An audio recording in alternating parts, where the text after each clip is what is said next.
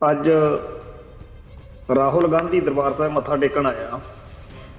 ਚਲੋ ਸਾਡੇ ਧਰਮ ਦਾ, ਸਾਡੇ ਕੌਮ ਦਾ ਇਹ ਸਿਧਾਂਤ ਆ, ਗੁਰੂ ਘਰ ਦੇ 4 ਦਰਵਾਜ਼ੇ ਆ, ਕੋਈ ਵੀ ਆ ਸਕਦਾ। ਕਈ ਇਹੋ ਜਿਹੇ ਵੀ ਨੇ ਜਿਹੜੇ ਦਿਲ ਵਿੱਚ ਛਲ ਕਪਟ ਰੱਖਦੇ ਆ, ਮੱਥਾ ਟੇਕਣ ਵੀ ਆ ਜਾਂਦੇ ਆ। ਦਰਬਾਰ ਸਾਹਿਬ ਦੇ ਵਿੱਚ ਆ ਕੇ ਆਪਦੇ ਆਪ ਨੂੰ ਸਿੱਖਾਂ ਦੇ, ਸਿੱਖ ਕੌਮ ਦੇ ਹਿਤੈਸ਼ੀ ਵੀ ਦਿਖਾਉਂਦੇ ਆ, ਦਰਸਾਉਂਦੇ ਆ, ਪਰ ਦਿਲੋਂ ਚਾਹੁੰਦੇ ਆ ਕਿ ਸਿੱਖ ਕੌਮ ਦਾ ਕਿਸੇ ਤਰੀਕੇ ਨਾਲ ਭੋਗ ਹੀ ਪਾ ਦਈਏ।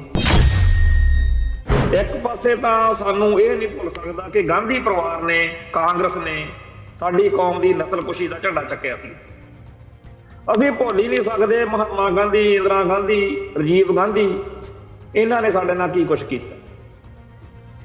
ਤੇ ਇਹ ਉਸੇ ਪਰਿਵਾਰ ਦਾ ਬੱਚਾ ਰਾਹੁਲ ਗਾਂਧੀ। ਸਾਡੇ ਵਿੱਚੋਂ ਬਹੁਤ ਸਾਰੇ ਭੈਣ ਭਰਾ ਇਹ ਗੱਲ ਕਹਿ ਸਕਦੇ ਆ ਕਿ ਅਜੇ ਇਹਨੇ ਕੋਈ ਕਰਤੂਤ ਨਹੀਂ ਕੀਤੀ, ਪਰ ਜੋ ਕੁਝ ਸਾਡੇ ਨਾਲ ਹੋਇਆ, ਜਦੋਂ ਤਾਕਤ ਆ ਜਾਂਦੀ ਹੈ, ਜਦੋਂ ਸੱਤਾ ਆ ਜਾਂਦੀ ਆ, ਉਦੋਂ ਫਿਰ ਜਿਹੜਾ ਕੁਝ ਸਾਡੇ ਨਾਲ ਵਾਪਰਦਾ ਰਿਹਾ ਉਹ ਅਸੀਂ ਭੁੱਲ ਨਹੀਂ ਸਕਦੇ। ਹੈਰਾਨੀ ਦੀ ਗੱਲ ਆ, ਜਾਂ ਰਾਹੁਲ ਗਾਂਧੀ ਪੀਲੀ ਪੱਗ ਬੰਨੀ ਫਿਰਦਾ, ਕੇਸਰੀ ਪੱਗ ਕਹਿ ਲਓ ਜਾਂ ਖਾਲਿਸਤਾਨੀ ਪੱਗ ਉਹਨੂੰ ਕਹਿੰਦੇ ਆ ਅਸੀਂ ਸਾਰੇ। ਤੇ ਇੱਕ ਟਾਈਮ ਉਹ ਸੀ ਜਦੋਂ ਇਹਦੇ ਪਿਓ ਦਾ ਰਾਜ ਸੀਗਾ ਵੀ ਜਿੱਥੇ ਵੀ ਇਹ ਪੱਗ ਵਾਲੇ ਮਿਲਦੇ ਉਹਨਾਂ ਦਾ ਖਾਤਮਾ ਕਰੋ। ਲੋਕਾਂ ਨੂੰ ਬਹੁਤ ਰੋਹ, ਬੜਾ ਗੁੱਸਾ, ਬੜਾ ਕਰੋਧ ਆ ਕਾਂਗਰਸ ਉੱਤੇ, ਪਰ ਉਹਦੇ ਨਾਲੋਂ ਵੀ ਜ਼ਿਆਦਾ ਭੈੜੀ, ਜ਼ਿਆਦਾ ਮਾੜੀ ਕਰਕੇ ਜਦੋਂ ਦਿਖਾਈ ਬਾਦਲ ਕਿਆ ਨੇ, ਤਾਂ ਲੋਕਾਂ ਨੇ ਕਾਂਗਰਸ ਲੈ ਆਂਦੀ। ਪਰ ਇਹ ਕਲੰਕ ਲੱਗ ਗਿਆ ਸਾਡੀ ਕੌਮ ਤੇ ਕਿ ਪੰਜਾਬ ਦੇ ਵਿੱਚ ਕਾਂਗਰਸ ਕਿਵੇਂ ਜਿੱਤ ਗਈ।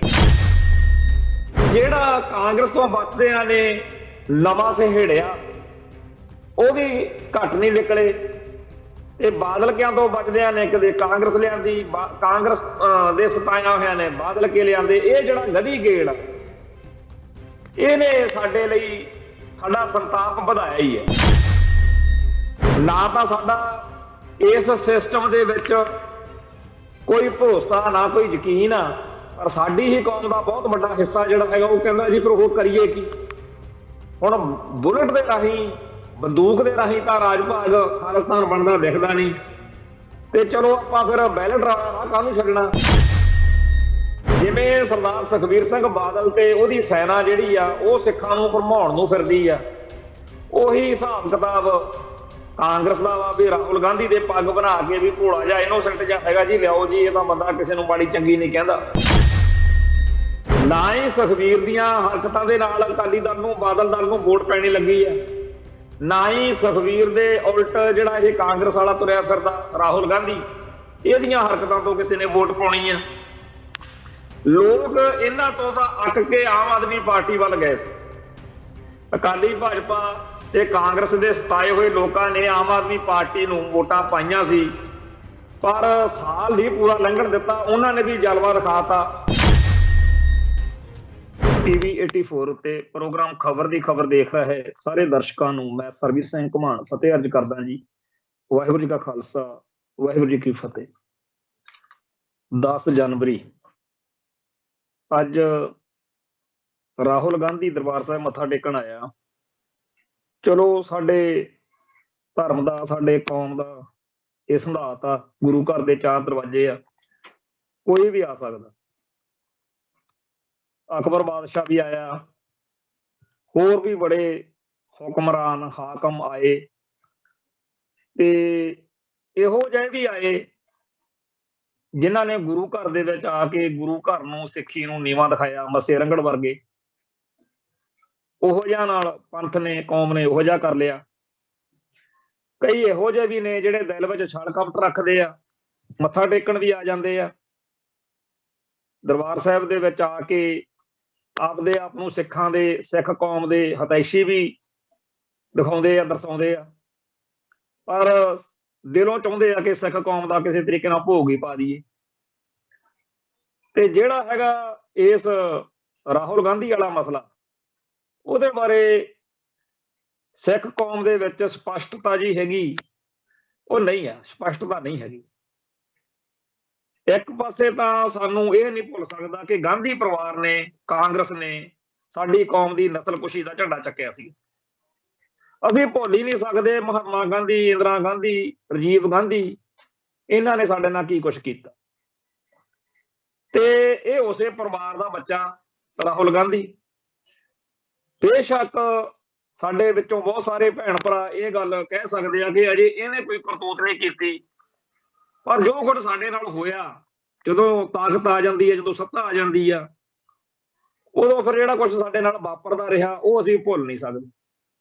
ਅਗਲੀ ਗੱਲ ਇਹ ਵੀ ਸੱਚੀ ਆ ਕਿ ਅੱਜ ਦੀ ਤਰੀਕ ਵਿੱਚ ਕੋਈ ਇਸ ਬੰਦੇ ਦਾ ਸਿਆਸੀ ਭਵਿੱਖ ਦਿਖਦਾ ਵੀ ਹੈ ਨਹੀਂਗਾ ਵੀ ਕਦੇ ਇਹ MP MLA ਜਾਂ ਸ਼੍ਰੋਮਣੀ ਕਮੇਟੀ ਮਾਫ ਕਰਨਾ MP MLA ਜਾਂ ਭਾਰਤ ਦੇ ਕਿਸੇ ਸਿਸਟਮ ਦੇ ਵਿੱਚ ਵੱਡੀ ਪੋਸਟ ਤੇ ਜਾ ਸਕੂ।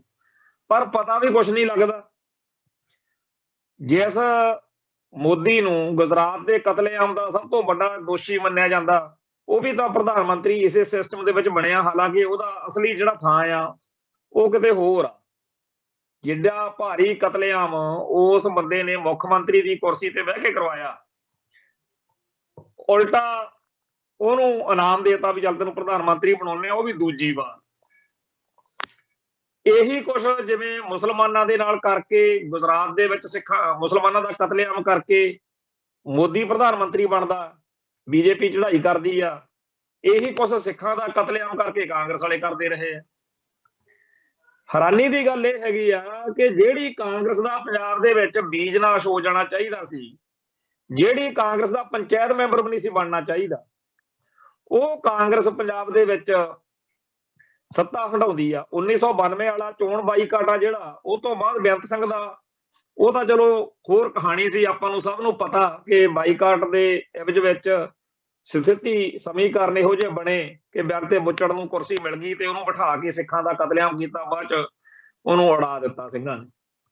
ਪਰ ਬਾਅਦ ਵਿੱਚ ਜਦੋਂ ਕੈਪਟਨ ਅਮਰਿੰਦਰ ਸਿੰਘ ਬਣਿਆ 2 ਵਾਰੀ, ਜਿਹਦੇ ਵਿੱਚ 1 ਵਾਰੀ ਫਿਰ ਚੰਨੀ ਦਾ ਵੀ ਦਾ ਲੱਗ ਗਿਆ, ਇਹ ਜਿਹੜਾ ਸਿਸਟਮ ਸਾਰਾ ਚੱਲਿਆ, ਇਹਦੇ ਤੇ ਜੇ ਧਿਆਨ ਮਾਰੀਏ ਤਾਂ ਫਿਰ ਇਹ ਹੈਗਾ ਕਿ ਅਸੀਂ ਜਿਸ ਕਾਂਗਰਸ ਤੋਂ ਬਚਦੇ ਫਿਰਦੇ ਸੀ, ਉਸ ਕਾਂਗਰਸ ਨਾਲੋਂ ਵੀ ਮਾੜੀ ਕਰਕੇ ਦਿਖਾਤੀ ਸਾਡੇ ਨਾਲ ਸਰਦਾਰ ਸੁਖਬੀਰ ਸਿੰਘ ਬਾਦਲ ਐਂਡ ਕੰਪਨੀ ਨੇ। ਲੋਕਾਂ ਨੂੰ ਬਹੁਤ ਰੋਹ, ਬੜਾ ਗੁੱਸਾ, ਬੜਾ ਕਰੋਧ ਆ ਕਾਂਗਰਸ ਉੱਤੇ, ਪਰ ਉਹਦੇ ਨਾਲੋਂ ਵੀ ਜ਼ਿਆਦਾ ਭੈੜੀ, ਜ਼ਿਆਦਾ ਮਾੜੀ ਕਰਕੇ ਜਦੋਂ ਦਿਖਾਈ ਬਾਦਲ ਕਿਆ ਨੇ, ਤਾਂ ਲੋਕਾਂ ਨੇ ਕਾਂਗਰਸ ਲੈ ਆਂਦੀ। ਪਰ ਇਹ ਕਲੰਕ ਲੱਗ ਗਿਆ ਸਾਡੀ ਕੌਮ ਤੇ ਕਿ ਪੰਜਾਬ ਦੇ ਵਿੱਚ ਕਾਂਗਰਸ ਕਿਵੇਂ ਜਿੱਤ ਗਈ। ਅੱਜ ਤੱਕ ਸ਼ਰਮ ਆਉਂਦੀ ਵੀ ਕਾਂਗਰਸ ਕਿਵੇਂ ਜਿੱਤ ਗਈ ਜਿਹਨੇ ਦਰਬਾਰ ਸਾਹਿਬ ਤੇ ਹਮਲਾ ਕੀਤਾ। ਇਹ ਸਾਡੇ ਲਈ, ਕੌਮ ਲਈ, ਸਾਡੇ ਪੰਜਾਬ ਲਈ, ਪੰਥ ਲਈ ਬਹੁਤ ਸ਼ਰਮਨਾਕ ਗੱਲ ਹੈ। ਹੁਣ ਇਸ ਤੋਂ ਅੱਗੇ ਆ ਜਾਓ, ਕਾਂਗਰਸ ਤੋਂ ਬਚਦਿਆਂ ਨੇ, ਕਾਂਗਰਸ ਤੋਂ ਖਹਿੜਾ ਛਡਾਉਂਦਿਆਂ ਨੇ ਜਿਹੜੀ BJP ਨੂੰ ਮਜ਼ਬੂਤ ਕੀਤਾ, ਉਹ ਸਿੱਖਾਂ ਨੂੰ ਹਿੰਦੂ ਕਹਿੰਦੀ ਆ, ਸਿੱਖ ਇਜ਼ਮ ਨੂੰ ਉਹ ਹਿੰਦੂਇਜ਼ਮ ਦਾ ਇੱਕ ਪਾਰਟ ਮੰਨਦੇ ਆ, ਤੇ ਗੁਰੂ ਸਾਹਿਬਾਨ ਦੀ ਜਿਹੜੀ ਦੇਵੀ ਪ੍ਰਭਤਾ ਵਾ, ਸ਼ਕਤੀ ਆ, ਜੋ ਸਪਿਰਚੁਅਲਿਟੀ ਆ, ਉਹ ਸਾਰੇ ਕਾਸੇ ਨੂੰ ਉਹ ਛਟਿਆ ਕੇ ਉਹ ਕਹਿੰਦੇ ਆ ਵੀ ਜਿਵੇਂ ਮਹਾਰਾਣਾ ਪ੍ਰਤਾਪ, ਸ਼ਿਵਾਜੀ ਮਰਾਠਾ, ਉੱਥੇ ਕਿ ਤੁਹਾਡੇ ਗੁਰੂ ਸਾਹਿਬਾਨ ਨੇ। ਗੁਰੂ ਗ੍ਰੰਥ ਸਾਹਿਬ ਨੂੰ ਕਹਿੰਦੇ ਆ ਗੀਤਾ ਆ, 5ਵਾਂ ਵੇਦ ਕਹਿ ਦਿੰਦੇ ਆ ਅਸੀਂ, ਕਹਿੰਦੇ। ਸੋ ਜਿਹੜਾ ਕਾਂਗਰਸ ਤੋਂ ਬਚਦਿਆਂ ਨੇ ਨਵਾਂ ਸਹੇੜਿਆ, ਉਹ ਵੀ ਘੱਟ ਨਹੀਂ ਨਿਕਲੇ, ਤੇ ਬਾਦਲ ਕਿਆਂ ਤੋਂ ਬਚਦਿਆਂ ਨੇ ਕਦੇ ਕਾਂਗਰਸ ਲਿਆਂਦੀ, ਕਾਂਗਰਸ ਦੇ ਸਤਾਇਆ ਹੋਇਆਂ ਨੇ ਬਾਦਲ ਕੇ ਲਿਆਂਦੇ। ਇਹ ਜਿਹੜਾ ਗਧੀ ਗੇੜ ਆ, ਇਹਨੇ ਸਾਡੇ ਲਈ ਸਾਡਾ ਸੰਤਾਪ ਵਧਾਇਆ ਹੀ ਹੈ। ਨਾ ਤਾਂ ਸਾਡਾ ਇਸ ਸਿਸਟਮ ਦੇ ਵਿੱਚ ਕੋਈ ਭਰੋਸਾ, ਨਾ ਕੋਈ ਯਕੀਨ ਆ, ਪਰ ਸਾਡੀ ਹੀ ਕੌਮ ਦਾ ਬਹੁਤ ਵੱਡਾ ਹਿੱਸਾ ਜਿਹੜਾ ਹੈਗਾ ਉਹ ਕਹਿੰਦਾ ਜੀ ਫਿਰ ਉਹ ਕਰੀਏ ਕੀ। ਹੁਣ ਬੁਲਟ ਦੇ ਰਾਹੀਂ, ਬੰਦੂਕ ਦੇ ਰਾਹੀਂ ਤਾਂ ਰਾਜ ਭਾਗ ਖਾਲਿਸਤਾਨ ਬਣਦਾ ਦਿਖਦਾ ਨਹੀਂ, ਤੇ ਚਲੋ ਆਪਾਂ ਫਿਰ ਬੈਲਟ ਵਾਲਾ ਰਾਹ ਕਾਹਨੂੰ ਛੱਡਣਾ। ਜਦੋਂ ਬੈਲਟ ਵਾਲਾ ਰਾਹ ਦੀ ਗੱਲ ਕਰਦੇ ਆ, ਫਿਰ ਆ ਜਾਂਦੀ ਆ ਵੀ ਹੁਣ ਸਰਦਾਰ ਸਿਮਰਨਜੀਤ ਸਿੰਘ ਮਾਨ ਦੀ ਸਰਕਾਰ ਤਾਂ ਜੀ ਹਜੇ ਬਣਦੀ ਦਿਖਦੀ ਨਹੀਂ, ਤੇ ਆਪਾਂ ਫਿਰ ਕਾਂਗਰਸ ਨੂੰ ਜੇ ਰੋਕਣਾ ਤਾਂ ਫਿਰ ਆਪਾਂ ਬਾਦਲ ਦਲ ਨੂੰ ਵੋਟਾਂ ਪਾ ਲੈਂਦੇ ਆ। ਤੋ ਇਹ ਜਿਹੜਾ ਸਾਰਾ ਭੰਬਲ ਭੂਸਾ, ਇਹਦੇ ਵਿੱਚ ਫਸੇ ਹੋਏ ਸਿੱਖ ਜਿਹੜੇ ਨੇ, ਉਹ ਇੱਕ ਦੂਜੇ ਦੇ ਖਿਲਾਫ ਵੀ ਇਲਜ਼ਾਮਦਰਾਜੀ ਕਰਦੇ ਆ। ਜਿਵੇਂ ਅੱਜ ਫੇਰ ਘਸਮਾਨ ਪਊਗਾ, ਕਿਸੇ ਨੇ ਕਹਿਣਾ ਕਿ ਉਹਨੂੰ ਕਿਉਂ ਲੈ ਕੇ ਆਂਦਾ ਜੀ ਇੱਥੇ ਦਰਬਾਰ ਸਾਹਿਬ, ਕਿਉਂ ਉਹਨੂੰ ਵੜਨ ਦਿੱਤਾ, ਕਿਉਂ ਉਹਨੇ ਪੱਗ ਬੰਨੀ। ਹੈਰਾਨੀ ਦੀ ਗੱਲ ਆ, ਜਾਂ ਰਾਹੁਲ ਗਾਂਧੀ ਪੀਲੀ ਪੱਗ ਬੰਨੀ ਫਿਰਦਾ ਸੀ, ਕੇਸਰੀ ਪੱਗ ਕਹਿ ਲੋ ਜਾਂ ਖਾਲਿਸਤਾਨੀ ਪੱਗ ਉਹਨੂੰ ਕਹਿੰਦੇ ਅਸੀਂ ਸਾਰੇ, ਤੇ ਇੱਕ ਟਾਈਮ ਉਹ ਸੀ ਜਦੋਂ ਇਹਦੇ ਪਿਓ ਦਾ ਰਾਜ ਸੀਗਾ ਵੀ ਜਿੱਥੇ ਵੀ ਇਹ ਪੱਗ ਵਾਲੇ ਮਿਲਦੇ ਆ ਉਹਨਾਂ ਦਾ ਖਾਤਮਾ ਕਰੋ। ਅੱਜ ਉਹ ਖੁਦ ਉਹ ਪੱਗ ਬੰਨ ਕੇ ਆ ਗਿਆ। ਜਿਵੇਂ ਸਰਦਾਰ ਸੁਖਬੀਰ ਸਿੰਘ ਬਾਦਲ ਦਰਬਾਰ ਸਾਹਿਬ ਦੇ ਵਿੱਚ ਜੋੜੇ ਸਾਫ਼ ਕਰਕੇ ਜਾਂ ਹੋਰ ਸੇਵਾ ਕਰਕੇ ਸਿੱਖਾਂ ਨੂੰ ਘੜਵਾਉਣ ਨੂੰ ਫਿਰਦਾ ਨਾ ਕਿ ਮੈਂ ਤਾਂ ਤੁਹਾਡਾ ਬੜਾ ਸ਼ੁਭ ਚਿੰਤਕ ਹਾਂ, ਮੈਨੂੰ ਆਪ ਦਾ ਬੰਦਾ ਮੰਨੋ ਤੇ ਮੇਰੇ ਤੇ ਯਕੀਨ ਕਰੋ, ਮੈਨੂੰ ਵੋਟਾਂ ਵਾਟਾਂ ਪਾਓ। ਜਿਵੇਂ ਸਰਦਾਰ ਸੁਖਬੀਰ ਸਿੰਘ ਬਾਦਲ ਤੇ ਉਹਦੀ ਸੈਨਾ ਜਿਹੜੀ ਆ ਉਹ ਸਿੱਖਾਂ ਨੂੰ ਭਰਮਾਉਣ ਨੂੰ ਫਿਰਦੀ ਆ, ਉਹੀ ਹਿਸਾਬ ਕਿਤਾਬ ਕਾਂਗਰਸ ਦਾ ਵਾ ਵੀ ਰਾਹੁਲ ਗਾਂਧੀ ਦੇ ਪੱਗ ਬਣਾ ਕੇ ਵੀ ਭੋਲਾ ਜਿਹਾ ਇਨੋਸੈਂਟ ਜਿਹਾ ਹੈਗਾ ਜੀ, ਲਿਆਓ ਜੀ, ਇਹ ਤਾਂ ਬੰਦਾ ਕਿਸੇ ਨੂੰ ਮਾੜੀ ਚੰਗੀ ਨਹੀਂ ਕਹਿੰਦਾ। ਪਰ ਗੁਰਬਾਣੀ ਕਹਿੰਦੀ ਆ ਅਪਰਾਧੀ ਦੂਣਾ ਨਿਵੇ। ਜਿਹੜਾ ਬਗਲਾ ਹੁੰਦਾ ਨਾ, ਬਗਲਾ ਜਦੋਂ ਉਹ ਇੱਕ ਲੱਤ ਦੇ ਸਹਾਰੇ ਖੜਾ ਹੁੰਦਾ ਤਾਂ ਉਹਦਾ ਭਾਵ ਇਹ ਨਹੀਂ ਵੀ ਕੋਈ ਉਹ ਬੜੀ ਭਗਤੀ ਕਰ ਰਿਹਾ, ਅਸਲ ਵਿੱਚ ਤਾਂ ਉਹ ਆਪਦੇ ਸ਼ਿਕਾਰ ਦੀ ਭਾਲ ਵਿੱਚ ਹੁੰਦਾ। ਉਹ ਜਿਹੜਾ ਬੰਦੂਕ ਦਾ ਨਿਸ਼ਾਨਾ ਲਾਉਣਾ ਸ਼ਿਕਾਰੀ ਨੇ, ਜਦੋਂ ਉਹਨੇ ਪੂਰਾ ਝੁਕਣਾ ਨਿਵਣਾ, ਅਸਲ ਵਿੱਚ ਉਹਦਾ ਇਹ ਝੁਕਣਾ ਨਿਵਣਾ ਜਿਹੜਾ ਹੈ ਉਹ ਆਪਦੇ ਸ਼ਿਕਾਰ ਦੇ ਉੱਤੇ ਸ਼ਿਸ਼ਤ ਵੱਧਣ ਦੀ ਪ੍ਰਕਿਰਿਆ ਹੁੰਦੀ ਆ, ਨਾ ਕਿ ਉਹ ਕੋਈ ਬੜੀ ਭਲਮਾਨਸੀ ਚੋਂ ਇਹ ਗੱਲਾਂ ਕਰ ਰਿਹਾ ਹੁੰਦਾ। ਸੋ ਜਿਹੜੇ ਲੋਕਾਂ ਨੂੰ ਇਹ ਲੱਗਦਾ ਹੋਵੇ ਕਿ ਰਾਹੁਲ ਗਾਂਧੀ ਪੱਗ ਬੰਨ ਕੇ ਦਰਬਾਰ ਸਾਹਿਬ ਆ ਗਿਆ ਜੀ, ਬੜੀ ਵੱਡੀ ਗੱਲ ਹੋ ਗਈ, ਉਹਨਾਂ ਨੂੰ ਇਹ ਵਹਿਮ ਕੱਢ ਲੈਣਾ ਚਾਹੀਦਾ ਕਿ ਜਿਹੋ ਜਿਹਾ ਕੋਈ ਸਿਆਸੀ ਛਲ ਕਪਟ ਵਾਲਾ, ਚਾਹੇ ਉਹ ਅਡਵਾਨੀ ਆਇਆ ਸੀ ਪਿੱਛੇ ਜੇ ਇੱਕ ਵਾਰੀ, ਜਾਂ ਹੋਰ ਇਹ ਸਾਰੇ ਸਿਆਸੀ ਭਲਵਾਨ ਜਿਹੜੇ ਆ, ਇਹ ਕੋਈ ਸ਼ਰਧਾ ਵਸ ਨਹੀਂ ਆਉਂਦੇ, ਇਹਨਾਂ ਦੇ ਏਜੰਡੇ ਹੁੰਦੇ। ਪੰਜਾਬ ਦੇ ਵਿੱਚ ਆਉਣ ਤੋਂ ਬਾਅਦ ਜੇ ਦਰਬਾਰ ਸਾਹਿਬ ਨਾ ਕੋਈ ਆਵੇ ਸਿਆਸੀ ਭਲਵਾਨ, ਤਾਂ ਉਹਨੂੰ ਸਿੱਖ ਮਾਨਸਿਕਤਾ ਜਿਹੜੀ ਆ ਉਹਦੇ ਚ ਵਿਰੋਧ ਖੜਾ ਹੋ ਜਾਂਦਾ, ਇਸ ਕਰਕੇ ਆਪਣੀਆਂ ਲੋੜਾਂ ਦੇ ਵਿੱਚੋਂ ਤੁਰੇ ਫਿਰਦੇ ਆ। ਸੋ ਇਹ ਜਿਹੜਾ ਅੱਜ ਦਾ ਦਿਨ ਵਾ, ਜਦੋਂ ਇਹ ਸਾਰਾ ਕੁਝ ਅੱਜ ਦਰਬਾਰ ਸਾਹਿਬ ਦੇ ਵਿੱਚ ਵਾਪਰਿਆ, ਉਹਦੇ ਉੱਤੇ ਅੱਡ-ਅੱਡ ਤਰ੍ਹਾਂ ਦੇ ਵਿਚਾਰ, ਅੱਡ-ਅੱਡ ਤਰ੍ਹਾਂ ਦੇ ਲੋਕਾਂ ਦੇ ਖਿਆਲਾਤ ਜ਼ਾਹਿਰ ਹੋ ਰਹੇ ਨੇ।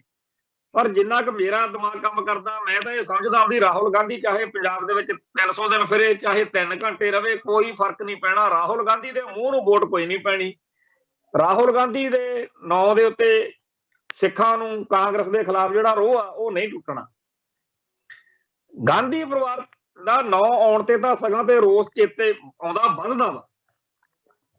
ਨਾ ਹੀ ਸੁਖਬੀਰ ਦੀਆਂ ਹਰਕਤਾਂ ਦੇ ਨਾਲ ਅਕਾਲੀ ਦਲ ਨੂੰ, ਬਾਦਲ ਦਲ ਨੂੰ ਵੋਟ ਪੈਣੀ ਲੱਗੀ ਆ, ਨਾ ਹੀ ਸੁਖਬੀਰ ਦੇ ਉਲਟ ਜਿਹੜਾ ਇਹ ਕਾਂਗਰਸ ਵਾਲਾ ਤੁਰਿਆ ਫਿਰਦਾ ਰਾਹੁਲ ਗਾਂਧੀ, ਇਹਦੀਆਂ ਹਰਕਤਾਂ ਤੋਂ ਕਿਸੇ ਨੇ ਵੋਟ ਪਾਉਣੀ ਆ। ਲੋਕ ਇਹਨਾਂ ਤੋਂ ਤਾਂ ਅੱਕ ਕੇ ਆਮ ਆਦਮੀ ਪਾਰਟੀ ਵੱਲ ਗਏ ਸੀ। ਅਕਾਲੀ ਭਾਜਪਾ ਤੇ ਕਾਂਗਰਸ ਦੇ ਸਤਾਏ ਹੋਏ ਲੋਕਾਂ ਨੇ ਆਮ ਆਦਮੀ ਪਾਰਟੀ ਨੂੰ ਵੋਟਾਂ ਪਾਈਆਂ ਸੀ, ਪਰ ਸਾਲ ਨਹੀਂ ਪੂਰਾ ਲੰਘਣ ਦਿੱਤਾ, ਉਹਨਾਂ ਨੇ ਵੀ ਜਲਵਾ ਦਿਖਾਤਾ। ਲੋਕਾਂ ਨੇ ਐਮਪੀ ਦੀਆਂ ਵੋਟਾਂ ਮੌਕੇ ਸਰਦਾਰ ਸਿਮਰਨਜੀਤ ਸਿੰਘ ਮਾਨ ਨੂੰ ਵੋਟਾਂ ਪਾ ਕੇ ਦੇਖ ਲਿਆ। ਤੇ ਅਸੀਂ ਤਾਂ ਇਹ ਚਾਹੁੰਦੇ ਆ, ਕਹਿੰਦੇ ਆ ਕਿ ਬੜਾ ਚੰਗਾ ਵੀ ਲੱਗਦਾ ਜਦੋਂ ਪਿੱਛੇ ਜੇ ਆਹ ਜੰਮੂ ਕਸ਼ਮੀਰ ਜਾਣ ਲੱਗੇ ਮਾਨ ਸਾਹਿਬ, ਉਹਨਾਂ ਨੂੰ ਰੋਕ ਲਿਆ ਪਠਾਨਕੋਟ ਵਾਲੇ ਬਾਰਡਰ ਤੇ। ਉਹਨਾਂ ਨੇ ਕਿਹਾ ਵੀ ਦੇਖੋ, ਮੈਂ ਚੁਣਿਆ ਹੋਇਆ ਮੁਲਕ ਦਾ ਐਮਪੀ ਆ, ਮੈਨੂੰ ਮੇਰੇ ਹੀ ਮੁਲਕ ਦੇ ਦੂਜੇ ਹਿੱਸੇ 'ਚ ਜਾਣ ਨਹੀਂ ਦਿੱਤਾ ਜਾ ਰਿਹਾ। ਮੈਂ ਪਾਕਿਸਤਾਨ ਤਾਂ ਜਾ ਸਕਦਾ ਪਰ ਕਸ਼ਮੀਰ 'ਚ ਨਹੀਂ ਜਾ ਸਕਦਾ। ਏਦਾਂ ਦੀਆਂ ਕਈ ਉਹਨਾਂ ਨੇ ਪਿਛਲੇ ਦਿਨਾਂ 'ਚ ਗੱਲਾਂ ਕੀਤੀਆਂ ਨੇ। ਇੱਕ ਇਹ ਵੀ ਆਖਿਆ ਕਿ ਪਾਰਲੀਮੈਂਟ ਦੇ ਵਿੱਚ ਸਾਨੂੰ ਗੱਲ ਨਹੀਂ ਕਰਨ ਦਿੱਤੀ ਜਾਂਦੀ, ਚੁਣੇ ਹੋਏ ਮੈਂਬਰ ਪਾਰਲੀਮੈਂਟ ਨੂੰ ਵੀ। ਤੋ ਇਹ ਜਿਹੜੀਆਂ ਗੱਲਾਂ ਨੇ, ਅਸੀਂ ਚਾਹੁੰਦੇ ਆ ਕਿ ਉਹ ਵਾਰ-ਵਾਰ ਕਰਨ ਤਾਂ ਕਿ ਲੋਕਾਂ ਦਾ ਇਹ ਵਹਿਮ ਨਿਕਲ ਜਾਵੇ ਕਿ ਭਾਰਤ ਦੇ ਸਿਸਟਮ ਦੇ ਵਿੱਚ ਵੋਟਾਂ ਰਾਹੀਂ ਐਮਪੀ ਐਮਐਲਏ ਬਣ ਕੇ ਖਣੀ ਕੱਦੂ 'ਚ ਤੀਰ ਮਾਰ ਲਵਾਂਗੇ। ਸਾਡੇ ਸਿੱਖ ਭਾਈਚਾਰੇ ਦੇ ਬਹੁਤ ਵੱਡੇ ਹਿੱਸੇ ਨੂੰ ਇਹ ਵਹਿਮ ਆ ਵੀ ਜੇਕਰ ਇੱਕ ਵਾਰੀ ਖਾਲਿਸਤਾਨ ਪੱਖੀਆਂ ਦੀ ਸਰਕਾਰ ਬਣ ਗਈ ਨਾ ਪੰਜਾਬ 'ਚ, ਫਿਰ ਬਸ ਇੱਥੇ ਮਤਾ ਪਾਸ ਕਰ ਦੇਣਾ, ਤੇ ਮਤਾ ਜਦੋਂ ਦਿੱਲੀ ਪਹੁੰਚਿਆ ਤੇ ਨਾਲ ਦੀ ਨਾਲ ਖਾਲਿਸਤਾਨ ਬਣ ਜਾਣਾ। ਇਹ ਵਹਿਮ, ਵੈਸੇ ਤਾਂ ਕਸ਼ਮੀਰ ਵਾਲਿਆਂ ਤੋਂ ਚੰਗੀ ਸਿੱਖਿਆ ਲੈ ਲੈਣੀ ਚਾਹੀਦੀ ਆ। ਕਸ਼ਮੀਰ ਦੇ ਵਿੱਚ ਸਰਬਸੰਮਤੀ ਨਾਲ ਉਹਨਾਂ ਨੇ ਸਵੈ ਨਿਰਣੇ ਦੇ ਹੱਕ ਵਿੱਚ, ਸੈਲਫ ਡਿਟਰਮੀਨੇਸ਼ਨ ਦੇ ਹੱਕ ਵਿੱਚ ਮਤੇ ਪਾ ਕੇ ਦਿੱਲੀ ਭੇਜੇ ਸੀ, ਕੋਈ ਉਹਨਾਂ ਦਾ ਬਣਿਆ ਨਹੀਂ ਕੁਛ। ਤੇ ਜੇਕਰ ਪੰਜਾਬ ਦੇ ਵਿੱਚ ਵੀ ਹੋ ਜਾਵੇ ਤਾਂ ਇੱਥੇ ਵੀ ਨਹੀਂ ਕੁਝ ਬਣਨਾ। ਪਰ ਇਹਦੇ ਨਾਲ ਜਿਵੇਂ ਹੋਰ ਬਹੁਤ ਸਾਰੇ ਅੱਜ ਦੇ ਸਮੇਂ 'ਚ, ਬੀਤੇ ਦੌਰ ਵਿੱਚ ਵੀ ਬਾਬਾ ਗੁਰਜਨ ਸਿੰਘ ਮਾਨੋ ਚਾਹਲ ਦੇ ਵਿਚਾਰ ਰਹੇ ਨੇ ਖਾੜਕੂ ਸਭਾ ਦੇ ਵਿੱਚ ਕਿ ਆਪਾਂ ਨੂੰ ਇਸ ਫਰੰਟ ਨੂੰ ਵੀ ਸੁਣਨਾ ਨਹੀਂ ਛੱਡਣਾ ਚਾਹੀਦਾ। ਜੇਕਰ ਪਾਰਲੀਮੈਂਟ ਦੇ ਵਿੱਚ ਜਾਂ ਅਸੈਂਬਲੀ ਦੇ ਵਿੱਚ ਖਾਲਿਸਤਾਨ ਦੀ ਗੱਲ ਕਿਸੇ ਤਰੀਕੇ ਨਾਲ ਹੋਵੇ ਤੇ ਬੇਸ਼ੱਕ ਦੀ ਉਹ ਸਰਕਾਰ ਭੰਗ ਕਰ ਦੇਣ, ਇਹ ਤਾਂ ਖਾਲਿਸਤਾਨ ਸੈਪਰੇਟਿਜ਼ਮ ਵੱਖਵਾਦ ਨੂੰ ਕਰਦੇ ਆ, ਸੰਵਿਧਾਨ ਨੂੰ ਚੁਣੌਤੀ ਦੇਤੀ, ਚੱਕ ਕੇ ਸਾਰੇ MP MLA ਅੰਦਰ ਮਾਰਨ, ਤਾਂ ਵੀ ਸੌਦਾ ਮਾੜਾ ਨਹੀਂ। ਸਾਰੀ ਦੁਨੀਆ ਨੂੰ ਪਤਾ ਤਾਂ ਲੱਗੇ ਕਿ ਅਸੀਂ ਤਾਂ ਡੈਮੋਕ੍ਰੈਟਿਕ ਸਿਸਟਮ ਦੇ ਵਿੱਚ ਵੀ ਆਪਦੀ ਗੱਲ ਕਰਕੇ ਦੇਖ ਰਹੇ ਹਾਂ ਤੇ ਸਾਡੀ ਸੁਣਵਾਈ ਨਹੀਂ ਹੋ ਰਹੀ, ਅਸੀਂ ਇਹਨਾਂ ਨਾਲ ਰਹਿਣਾ ਨਹੀਂ ਚਾਹੁੰਦੇ। ਸੋ ਜੇਕਰ ਇਸ ਨਜ਼ਰੀਏ ਤੋਂ ਦੇਖਿਆ ਜਾਵੇ ਤਾਂ ਜਿਹੜੇ ਲੋਕ ਇਲੈਕਟ੍ਰੋਨਿਕ ਸਿਸਟਮ ਦਾ ਹਿੱਸਾ ਬਣੇ ਰਹਿਣਾ ਚਾਹੁੰਦੇ ਆ, ਉਹਨਾਂ ਦੀ ਇਸ ਨੀਤ ਉੱਤੇ ਸ਼ੱਕ ਨਹੀਂ ਕਰਨਾ ਚਾਹੀਦਾ। ਬਾਬਾ ਮਾਨੋ ਚਾਹਲ ਜਾਂ ਹੁਣ ਤੱਕ ਬਹੁਤ ਸਾਰੇ ਇਹੋ ਜਿਹੇ ਖਾਲਿਸਤਾਨੀ ਆਲੇ ਦੁਆਲੇ ਸਾਡੇ ਹੈ ਜਿਨ੍ਹਾਂ ਦੀ ਇਹ ਸੋਚ ਆ ਕਿ ਆਪਾਂ ਨੂੰ ਇਸ ਫਰੰਟ ਨੂੰ ਸੁਣਨਾ ਨਹੀਂ ਛੱਡਣਾ ਚਾਹੀਦਾ। ਪਰ ਅਸੀਂ ਇਹ ਤੋਂ ਅਗਲੀ ਗੱਲ ਆ ਜਿਹੜੀ, ਜਦੋਂ ਮਾਓਵਾਦੀਆਂ ਦੇ ਨਾਲ ਗੱਲ ਕਰਨ ਲਈ ਇੰਡੀਆ ਦਾ ਦੂਤ ਗਿਆ ਤੇ ਉਹ ਵਾਪਸ ਆ ਕੇ ਉਹਨੇ ਕਿਹਾ ਕਿ ਅਸੀਂ ਉਹਨਾਂ ਨੂੰ ਕਹਿ ਕੇ ਆਏ ਆ ਵੀ ਤੁਸੀਂ ਇਸੇ ਗੱਲੋਂ ਦੁਖੀ ਹੋ ਨਾ, ਇਸੇ ਗੱਲੋਂ ਬੰਦੂਕ ਚੱਕੀ ਫਿਰਦੇ ਹੋ ਨਾ ਕਿ ਤੁਹਾਡੇ ਹੱਕਾਂ ਦੀ ਰਾਖੀ ਨਹੀਂ ਹੋ ਰਹੀ, ਤੁਹਾਡੀ ਜਿਹੜੀ ਨੇਚਰਲ ਤੁਹਾਡੇ ਰਿਸੋਰਸਸ ਨੇ ਉਹਨਾਂ ਦੀ ਲੁੱਟ ਖਸੁੱਟ ਹੋ ਰਹੀ ਆ, ਤੇ ਅਸੀਂ ਤੁਹਾਨੂੰ ਮੌਕਾ ਦਿੰਨੇ ਆ, ਅਸੀਂ ਵੋਟਾਂ ਕਰਾਵਾਂਗੇ, ਤੁਸੀਂ ਆਪਦੇ ਉਹ ਬੰਦੇ ਜਿਹੜੇ ਜਿਨ੍ਹਾਂ ਤੇ ਕਤਲਾਂ ਦੇ ਪਰਚੇ ਨਹੀਂ ਹੈਗੇ, ਤੁਸੀਂ ਆਪਦੇ ਬੰਦੇ ਖੜੇ ਕਰੋ, ਸਰਕਾਰ ਬਣਾਉਣ, ਉਸ ਸਰਕਾਰ ਦੇ ਨਾਲ ਕੇਂਦਰ ਸਰਕਾਰ ਇੱਕ ਡੀਲ ਕਰ ਲਊਗੀ ਤੇ ਤੁਸੀਂ ਉਹ ਸਾਰੇ ਮਸਲੇ ਜਿਨ੍ਹਾਂ ਦੇ ਖਿਲਾਫ ਗੱਲ ਚੱਕੀ ਫਿਰਦੇ ਹੋ, ਜਿਨ੍ਹਾਂ ਕਾਰਨਾਂ ਕਰਕੇ, ਉਹ ਆਪ ਹੱਲ ਕਰ ਲਿਓ। ਜਦੋਂ ਤੁਸੀਂ ਆਪਦੇ ਬੰਦੇ ਸਰਕਾਰ ਚ ਹੋਵੋਗੇ, ਸਰਕਾਰ ਹੀ ਤੁਸੀਂ ਆਪ ਬਣ ਜਾਣ। ਤਾਂ ਉਸ ਮੌਕੇ ਉੱਥੇ ਪੱਤਰਕਾਰਾਂ ਨੇ ਕਿਹਾ ਵੀ ਜਿਨ੍ਹਾਂ ਨੇ ਇੰਨੇ ਭਾਰੀ ਨੁਕਸਾਨ ਕੀਤੇ, ਸਟੇਟ ਸਿਸਟਮ ਦੇ ਬੰਦੇ ਮਾਰੇ, ਸਾਡੇ ਫੌਜ ਮਾਰੀ, ਪੁਲਿਸ ਦੇ ਅਫਸਰ ਮਾਰੇ, ਹੁਣ ਉਹਨਾਂ ਨੂੰ ਰਾਜਗੱਦੀਆਂ ਦੇਣ ਦਾ ਇਹ ਕੀ ਸਿਸਟਮ ਬਣ ਗਿਆ ਤੁਹਾਡਾ? ਤਾਂ ਉਹਨੇ ਆਖਿਆ ਵੀ ਇੱਕ ਵਾਰੀ ਉਹਨਾਂ ਨੂੰ ਸੱਤਾ ਦਾ ਨਸ਼ਾ ਲੱਗਣ ਦਿਓ, ਇਹ ਨੂਣ ਦੀ ਖੱਡ ਦੇ ਵਿੱਚ ਡਿੱਗ ਕੇ ਨੂਣ ਵਾਂਗੂ ਬਣ ਜਾਣੇ। ਸੋ ਭਾਰਤੀ ਹਕੂਮਤੀ ਤੰਤਰ ਦੇ ਉੱਤੇ ਉਹਨਾਂ ਨੂੰ ਇੰਨਾ ਫਖਰ ਆ, ਉਹ ਕਹਿੰਦੇ ਆ ਵੀ ਇੱਕ ਵਾਰੀ ਜਿਹੜਾ ਇੱਥੇ MLA MP ਬਣ ਗਿਆ, ਜਦੋਂ ਉਹਨੂੰ ਚਸਕਾ ਪੈ ਗਿਆ ਫਿਰ ਉਹ ਸਾਰੀਆਂ ਗੱਲਾਂ ਭੁੱਲ ਜਾਂਦਾ। ਹਾਂ, ਉਹ ਆਪਦੀ ਕੌਮ ਨੂੰ ਜਾਂ ਆਪਦੇ ਸਮਾਜ ਨੂੰ ਜਾਂ ਆਪਦੇ ਬੰਦਿਆਂ ਨੂੰ ਬੇਵਕੂਫ ਬਣਾਉਣ ਦੇ ਲਈ ਕਦੇ ਕਦਾਈ ਮਾੜੀ ਮੋਟੀ ਫੜਫੁੱਲੀ ਜ਼ਰੂਰ ਮਾਰ ਸਕਦਾ, ਪਰ ਮੋਟੇ ਤੌਰ ਦੇ ਉੱਤੇ ਉਹ ਬੰਦਾ ਸਿਸਟਮ ਦਾ ਸਾਡੇ ਦਾ ਹਿੱਸਾ ਬਣ ਜਾਂਦਾ। ਇਹ ਉਹਨਾਂ ਨੂੰ ਆਪਦੇ ਸਿਸਟਮ ਉੱਤੇ ਯਕੀਨ। ਸੋ ਮੈਨੂੰ ਵੀ ਇਸ ਗੱਲ ਦਾ ਪਤਾ, ਅਹਿਸਾਸ ਆ ਕਿ ਸਾਡੇ ਜਿਹੜੀ ਗੁਲਾਮ ਕੌਮ ਹੁੰਦੀ ਆ ਉਹਦੇ ਚ ਗਦਾਰੀ ਦਾ ਮਾਦਾ ਵੀ ਹੁੰਦਾ। ਸਾਡੇ ਆ ਕੌਮ ਦੇ ਵਿੱਚ ਪਿਛਲੇ 40-50 ਸਾਲ ਦੇ ਵਿੱਚ ਬੜੇ ਗਦਾਰੀਆਂ ਦੀਆਂ ਵੱਡੀਆਂ ਕਹਾਣੀਆਂ ਜਿਹੜੀਆਂ ਨੇ ਉਹ ਸਾਡੇ ਸਾਹਮਣੇ। ਬੰਦੇ ਵਿਕ ਜਾਂਦੇ ਆ, ਬੰਦੇ ਝੁਕ ਜਾਂਦੇ ਆ, ਬੰਦੇ ਟੁੱਟ ਜਾਂਦੇ, ਪਰ ਇਹ ਨਹੀਂ ਕਿ ਬੰਦੇ ਦ੍ਰਿੜ ਨਹੀਂ ਹੁੰਦੇ, ਬੰਦੇ ਮਜ਼ਬੂਤ ਵੀ ਹੁੰਦੇ ਆ, ਬੰਦੇ ਡਟ ਕੇ ਪਹਿਰਾ ਦੇ ਕੇ ਕੌਮ ਲਈ ਜਾਨਾਂ ਵੀ ਮਾਰਨ ਵਾਲੇ ਹੁੰਦੇ। ਤੇ ਜਿਹੜਾ ਹਕੂਮਤੀ ਢਾਂਚਾ ਸਿਸਟਮ ਹੈ ਉਹਦੀ ਜੇ ਗੱਲ ਕਰੀਏ ਤਾਂ ਇਹੋ ਜਿਹੀਆਂ ਗੱਲਾਂ 1988 ਮੌਕੇ ਜਦੋਂ ਭਾਈ ਜਸਵੀਰ ਸਿੰਘ ਰੋਡੇ ਨੂੰ ਜੇਲ੍ਹ ਚੋਂ ਬਾਹਰ ਕੱਢਿਆ, ਉਦੋਂ ਸਿੱਖ ਸੰਘਰਸ਼ ਨਾਲ ਸੰਬੰਧਿਤ ਸ਼ਖਸੀਅਤਾਂ ਨੂੰ ਵੀ ਇਹ ਸੁਨੇਹਾ ਲਾਇਆ ਗਿਆ ਕਿ ਤੁਸੀਂ ਪੰਜਾਬ ਦੇ ਵਿੱਚ ਐ ਕਰ ਲਓ, ਉਹ ਕਰ ਲਓ। ਉਦੋਂ ਵੀ ਇਹ ਚਰਚਾ ਸੀਗੀ ਕਿ ਅਸੀਂ ਪੰਜਾਬ ਦੇ ਵਿੱਚ ਸ਼ਾਂਤੀ ਚਾਹੁੰਦੇ ਆ, ਪੀਸ ਪ੍ਰੋਸੈਸ ਚਲਾਉਣਾ ਚਾਹੁੰਦੇ ਆ, ਸ਼ਾਂਤੀ ਪ੍ਰਕਿਰਿਆ।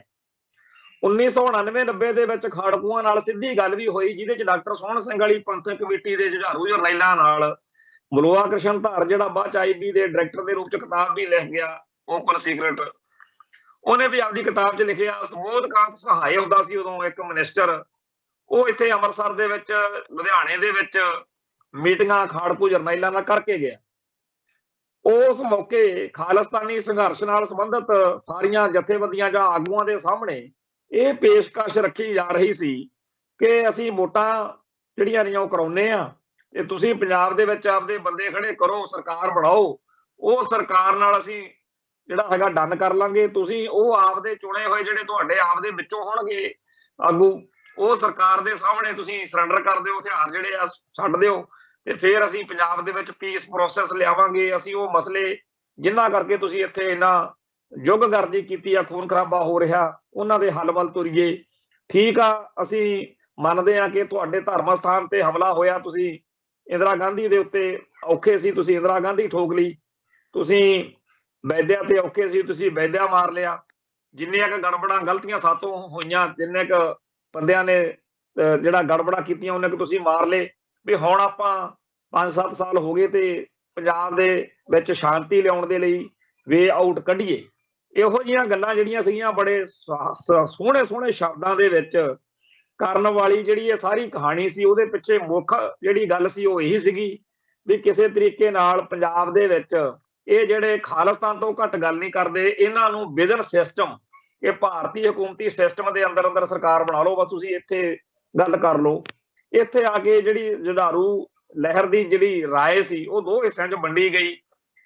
ਕੁਝ ਹਿੱਸਿਆਂ ਨੂੰ ਇਹ ਗੱਲ ਮਨਜ਼ੂਰ ਸੀ, ਉਹ ਕਹਿੰਦੇ ਵੀ ਇੱਕ ਵਾਰੀ ਆਪਾਂ ਪੈਰ ਲਾ ਲਈਏ, ਇੱਕ ਵਾਰੀ ਆਪਾਂ ਦਮ ਲੈ ਲਈਏ, ਦਮਦਮਾ ਕਨਸੈਪਟ ਦੇ ਅਨੁਸਾਰ ਇੱਕ ਵਾਰੀ ਆਪਾਂ ਨੂੰ ਮਾੜਾ ਜਿਹਾ ਵਕਤ ਮਿਲ ਜੂ, ਗਨ ਤਾਂ ਫੇਰ ਚੱਕ ਲਾਂਗੇ ਆਪਾਂ, ਵੀ ਇੱਕ ਵਾਰੀ ਆਪਾਂ ਜਿਹੜਾ ਸਰਕਾਰ ਬਣਾਉਣ ਵਾਲਾ ਪ੍ਰੋਜੈਕਟ ਉਹ ਕਰਕੇ ਦੇਖ ਹੀ ਲਈਏ। ਦੂਜੇ ਪਾਸੇ ਉਹ ਸੀ ਜਿਹੜੇ ਕਹਿੰਦੇ ਸੀ ਕਿ ਨਹੀਂ, ਜੇਕਰ ਆਪਾਂ ਇਸ ਸਿਸਟਮ ਨੂੰ ਮੰਨਦੇ ਨਹੀਂ, ਇਸ ਸਿਸਟਮ ਦੇ ਖਿਲਾਫ ਲੜ ਰਹੇ ਹਾਂ, ਤਾਂ ਇਸ ਸਿਸਟਮ ਦੇ ਉੱਤੇ ਆਪਾਂ ਕਾਹਨੂੰ ਯਕੀਨ ਕਰਨਾ, ਇਤਿਹਾਸ ਵਿੱਚ ਕਲੰਕਿਤ ਹੋਵਾਂਗੇ। ਤੇ ਇਸ ਚੀਜ਼ ਨਾਲੋਂ ਤਾਂ ਵਧੀਆ ਵੀ ਆਪਾਂ ਇਹ ਚੱਕਰ ਦੇ ਵਿੱਚੋਂ ਨਿਕਲੀਏ ਤੇ ਸਿੱਧੀ ਲੜਾਈ ਲੜੀਏ। ਸੋ ਉਹਨਾਂ ਦਿਨਾਂ ਦੇ ਵਿੱਚ ਖਾਲਿਸਤਾਨ ਲਿਬਰੇਸ਼ਨ ਫੋਰਸ ਦੇ ਜਰਨੈਲ ਭਾਈ ਗੁਰਜੰਟ ਸਿੰਘ ਬੁੱਧ ਸਿੰਘ ਵਾਲਾ ਦੀ ਇੱਕ ਚਿੱਠੀ, ਜਿਹੜੀ ਕਿ ਬੜੀ ਅਹਿਮ ਜਿਹੜੀ ਹੈਗੀ ਆ ਇਸ ਮਸਲੇ ਉੱਤੇ ਹੈ, ਜਿਹਦੇ ਵਿੱਚ ਸਾਰੀ ਗੱਲ ਲਿਖੀ ਸੀ ਕਿ ਜਿਹੜੇ ਲੋਕ, ਜਿਹੜੇ ਆਗੂ ਭਾਰਤੀ ਹਕੂਮਤੀ ਸਿਸਟਮ ਦੇ ਵਿੱਚ ਇਲੈਕਸ਼ਨ ਲੜ ਕੇ ਅੱਗੇ ਕੁਝ ਕਰਨਾ ਕਰਾਉਣਾ ਚਾਹੁੰਦੇ ਆ, ਸਾਨੂੰ ਉਹਨਾਂ ਦੀ ਨੀਤ ਉੱਤੇ ਜਾਂ ਉਹਨਾਂ ਦੇ ਨਾਲ ਕੋਈ ਇਤਰਾਜ਼ ਨਹੀਂ, ਪਰ ਗੱਲ ਸਾਡੀ ਆ ਕਿ ਅਸੀਂ ਕਿੱਧਰ ਜਾਈਏ। ਅਸੀਂ ਤਾਂ ਖਾਲਿਸਤਾਨ ਕਹਿ ਬੈਠੇ ਆ, ਤੇ 1984 ਤੋਂ ਪਹਿਲਾਂ ਸੰਤ ਭਿੰਡਰਾਂ ਵਾਲੇ ਕਹਿੰਦੇ ਹੁੰਦੇ ਸੀ ਵੀ ਜੇ ਦਰਬਾਰ ਸਾਹਿਬ ਤੇ ਹਮਲਾ ਹੋ ਗਿਆ ਤਾਂ ਫਿਰ ਜਿਹੜਾ ਕੌਮ ਦਾ ਨਿਸ਼ਾਨਾ ਖਾਲਿਸਤਾਨ ਹੋਊਗਾ ਤੇ ਖਾਲਿਸਤਾਨ ਦੀ ਨੀਂਹ ਰੱਖੀ ਜਾਊਗੀ। ਸੋ ਉਸ ਤੋਂ ਬਾਅਦ ਵਿੱਚ ਸਰਬੱਤ ਖਾਲਸਾ ਬਣਦਾ ਹੈ, ਸਰਬੱਤ ਖਾਲਸਾ 'ਚ ਪੰਥਕ ਕਮੇਟੀ ਬਣਦੀ ਆ ਤੇ ਉਹ ਪੰਥਕ ਕਮੇਟੀ ਖਾਲਿਸਤਾਨ ਦਾ ਐਲਾਨ ਕਰਦੀ ਆ। ਇਸ ਤੋਂ ਅੱਗੇ ਫਿਰ ਖਾਲਿਸਤਾਨ ਦੇ ਨਾਂ ਤੇ ਕਮਾਂਡੋ ਫੋਰਸ ਬਣਦੀ ਆ, ਖਾਲਿਸਤਾਨ ਦੇ ਨਾਂ ਤੇ ਭਿੰਡਰਾਂ ਵਾਲਾ ਟਾਈਗਰਸ ਫੋਰਸ ਬਣਦੀ ਆ। ਸਾਡੀਆਂ ਤਾਂ ਜਥੇਬੰਦੀਆਂ ਦੇ ਨਾਂ ਖਾਲਿਸਤਾਨ ਤੋਂ ਸ਼ੁਰੂ ਹੁੰਦੇ ਆ, ਖਾਲਿਸਤਾਨ ਤੇ ਖਤਮ ਹੁੰਦੇ ਆ। ਅਸੀਂ ਹਜ਼ਾਰਾਂ ਜਿਹੜੇ ਸਿੰਘ ਨੇ ਉਹ ਸ਼ਹੀਦ ਹੋ ਚੁੱਕੇ ਆ ਖਾਲਿਸਤਾਨ ਦੇ ਨਾਂ ਤੇ, ਹਜ਼ਾਰਾਂ ਹੀ ਉਹ ਨੇ ਜਿਨ੍ਹਾਂ ਨੂੰ ਥਾਣਿਆਂ ਦੇ ਵਿੱਚ ਕੋਹ ਕੇ ਤਸੀਹੇ ਦਿੱਤੇ ਗਏ, ਮੁੜ ਕੇ ਜੇਲ੍ਹਾਂ ਦੇ ਵਿੱਚ ਝੂਠੇ ਮੁਕੱਦਮਿਆਂ ਦੇ ਵਿੱਚ ਨਜ਼ਰਬੰਦ ਕੀਤਾ ਹੋਇਆ। ਅਸੀਂ ਇਹਨਾਂ ਸ਼ਹੀਦਾਂ ਨੂੰ, ਇਹਨਾਂ ਤਸ਼ੱਦਦ ਝੱਲਣ ਵਾਲਿਆਂ ਲੋਕਾਂ ਨੂੰ, ਜਿਨ੍ਹਾਂ ਨੇ ਖਾਲਿਸਤਾਨ ਦੇ ਨਾਂ ਤੇ ਤਸ਼ੀਹੇ ਝੱਲੇ ਨੇ, ਜਿਨ੍ਹਾਂ ਨੇ ਖਾਲਿਸਤਾਨ ਦੇ ਨਾਂ ਤੇ ਸ਼ਹਾਦਤਾਂ ਪਾਈਆਂ ਨੇ, ਅਸੀਂ ਉਹਨਾਂ ਨੂੰ ਧੋਖਾ ਨਹੀਂ ਦੇ ਸਕਦੇ। ਸਾਡਾ ਨਿਸ਼ਾਨਾ ਜਿਹੜਾ ਹੈਗਾ ਉਹ ਖਾਲਿਸਤਾਨ ਆ। ਸੋ ਅਸੀਂ, ਸਾਡੇ ਸਾਹਮਣੇ ਦਾ ਸਥਿਤੀ ਹੁਣ ਇਹ ਆ ਕਿ ਜਾਂ ਤਾਂ ਅਸੀਂ ਖਾਲਿਸਤਾਨ ਲੈ ਲਵਾਂਗੇ ਤੇ ਜਾਂ ਅਸੀਂ ਫਿਰ ਖਾਲਿਸਤਾਨ ਦੇ ਸੰਘਰਸ਼ ਵਿੱਚ ਜਾਨਾਂ ਮਾਰ ਜਾਵਾਂਗੇ, ਸ਼ਹੀਦ ਹੋਵਾਂਗੇ। ਸੋ ਸਾਡੇ ਕੋਲੇ ਤਾਂ ਇਹ ਤੋਂ ਬਿਨਾਂ ਕੋਈ ਰਾਹ ਨਹੀਂ, ਤੇ ਜੇ ਇਹ ਤੋਂ ਬਿਨਾਂ ਜਿਨ੍ਹਾਂ ਕੋਲੇ ਕੋਈ ਰਾਹ ਹੋਰ ਹੈਗਾ ਉਹਨਾਂ ਨੂੰ ਆਪਦੀ ਖੁੱਲੀ ਛੁੱਟੀ ਹੈ।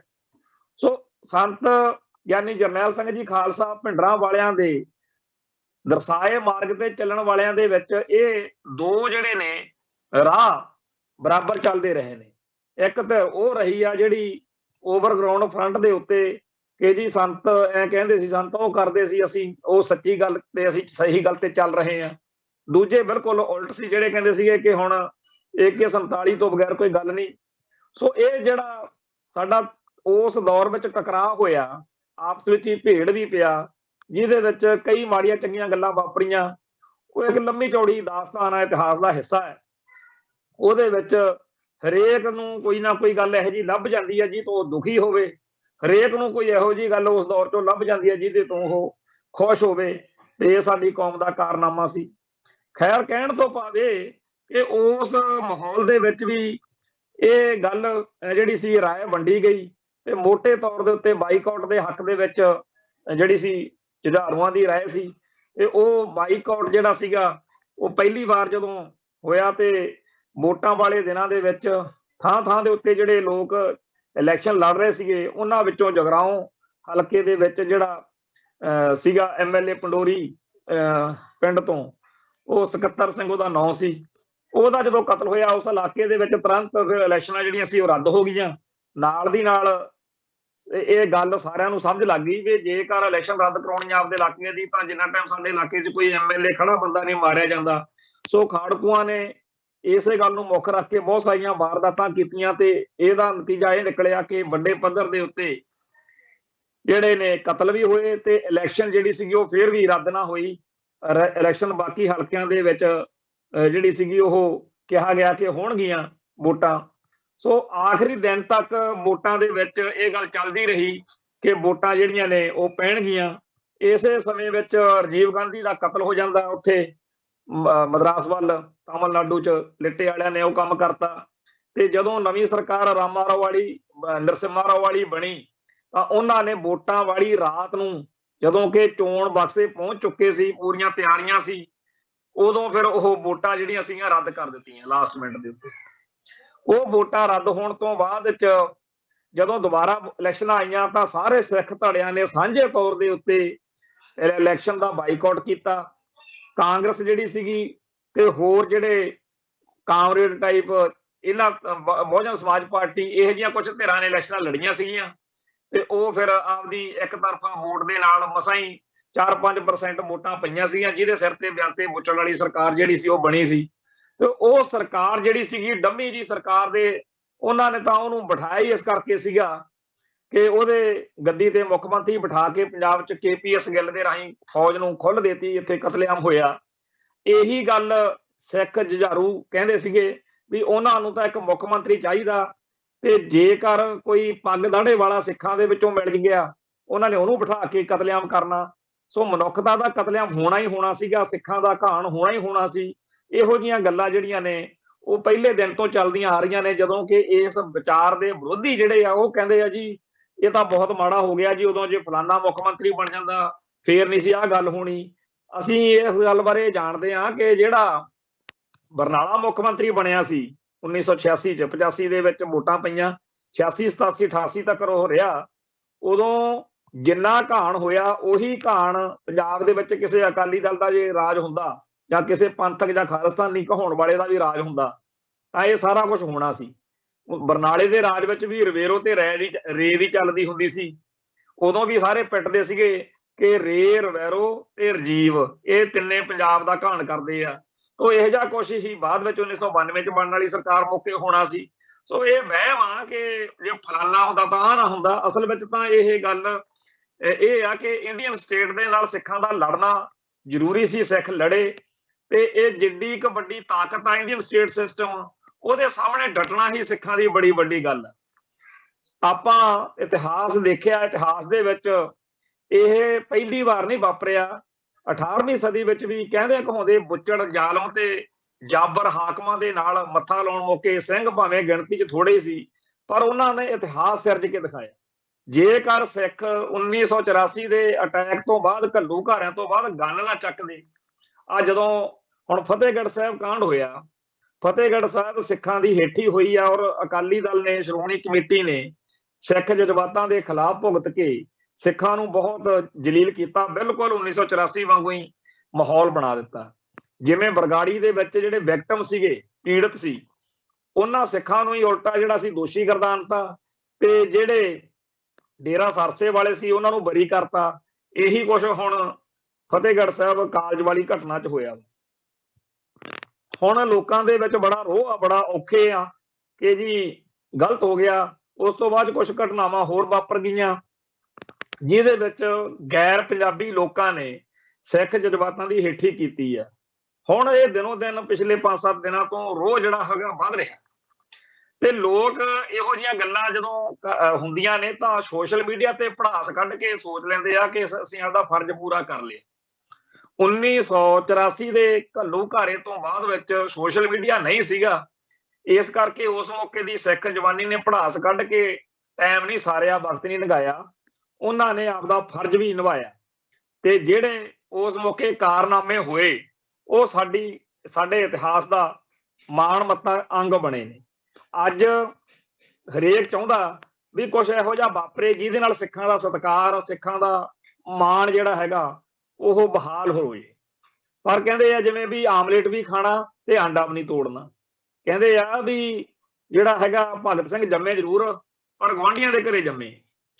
ਉਦੋਂ 1984 ਤੋਂ ਬਾਅਦ ਜਿੰਨੇ ਸਿੱਖ ਘਰਾਂ ਚੋਂ ਨਿਕਲੇ, ਜਿਹਨੂੰ ਕੋਈ ਵੀ ਰਾਹ ਲੱਭਿਆ ਉਹਨੇ ਅਪਣਾਇਆ। ਉਹ ਸਾਰਿਆਂ ਨੇ ਇਹ ਨਹੀਂ ਸੀ ਸੋਚਿਆ ਕਿ ਜੀ ਫਲਾਨਾ ਕਰੇ, ਹਰੇਕ ਨੂੰ ਇਹ ਲੱਗਦਾ ਸੀਗਾ ਕਿ ਮੈਨੂੰ ਕੁਝ ਕਰਨਾ ਚਾਹੀਦਾ।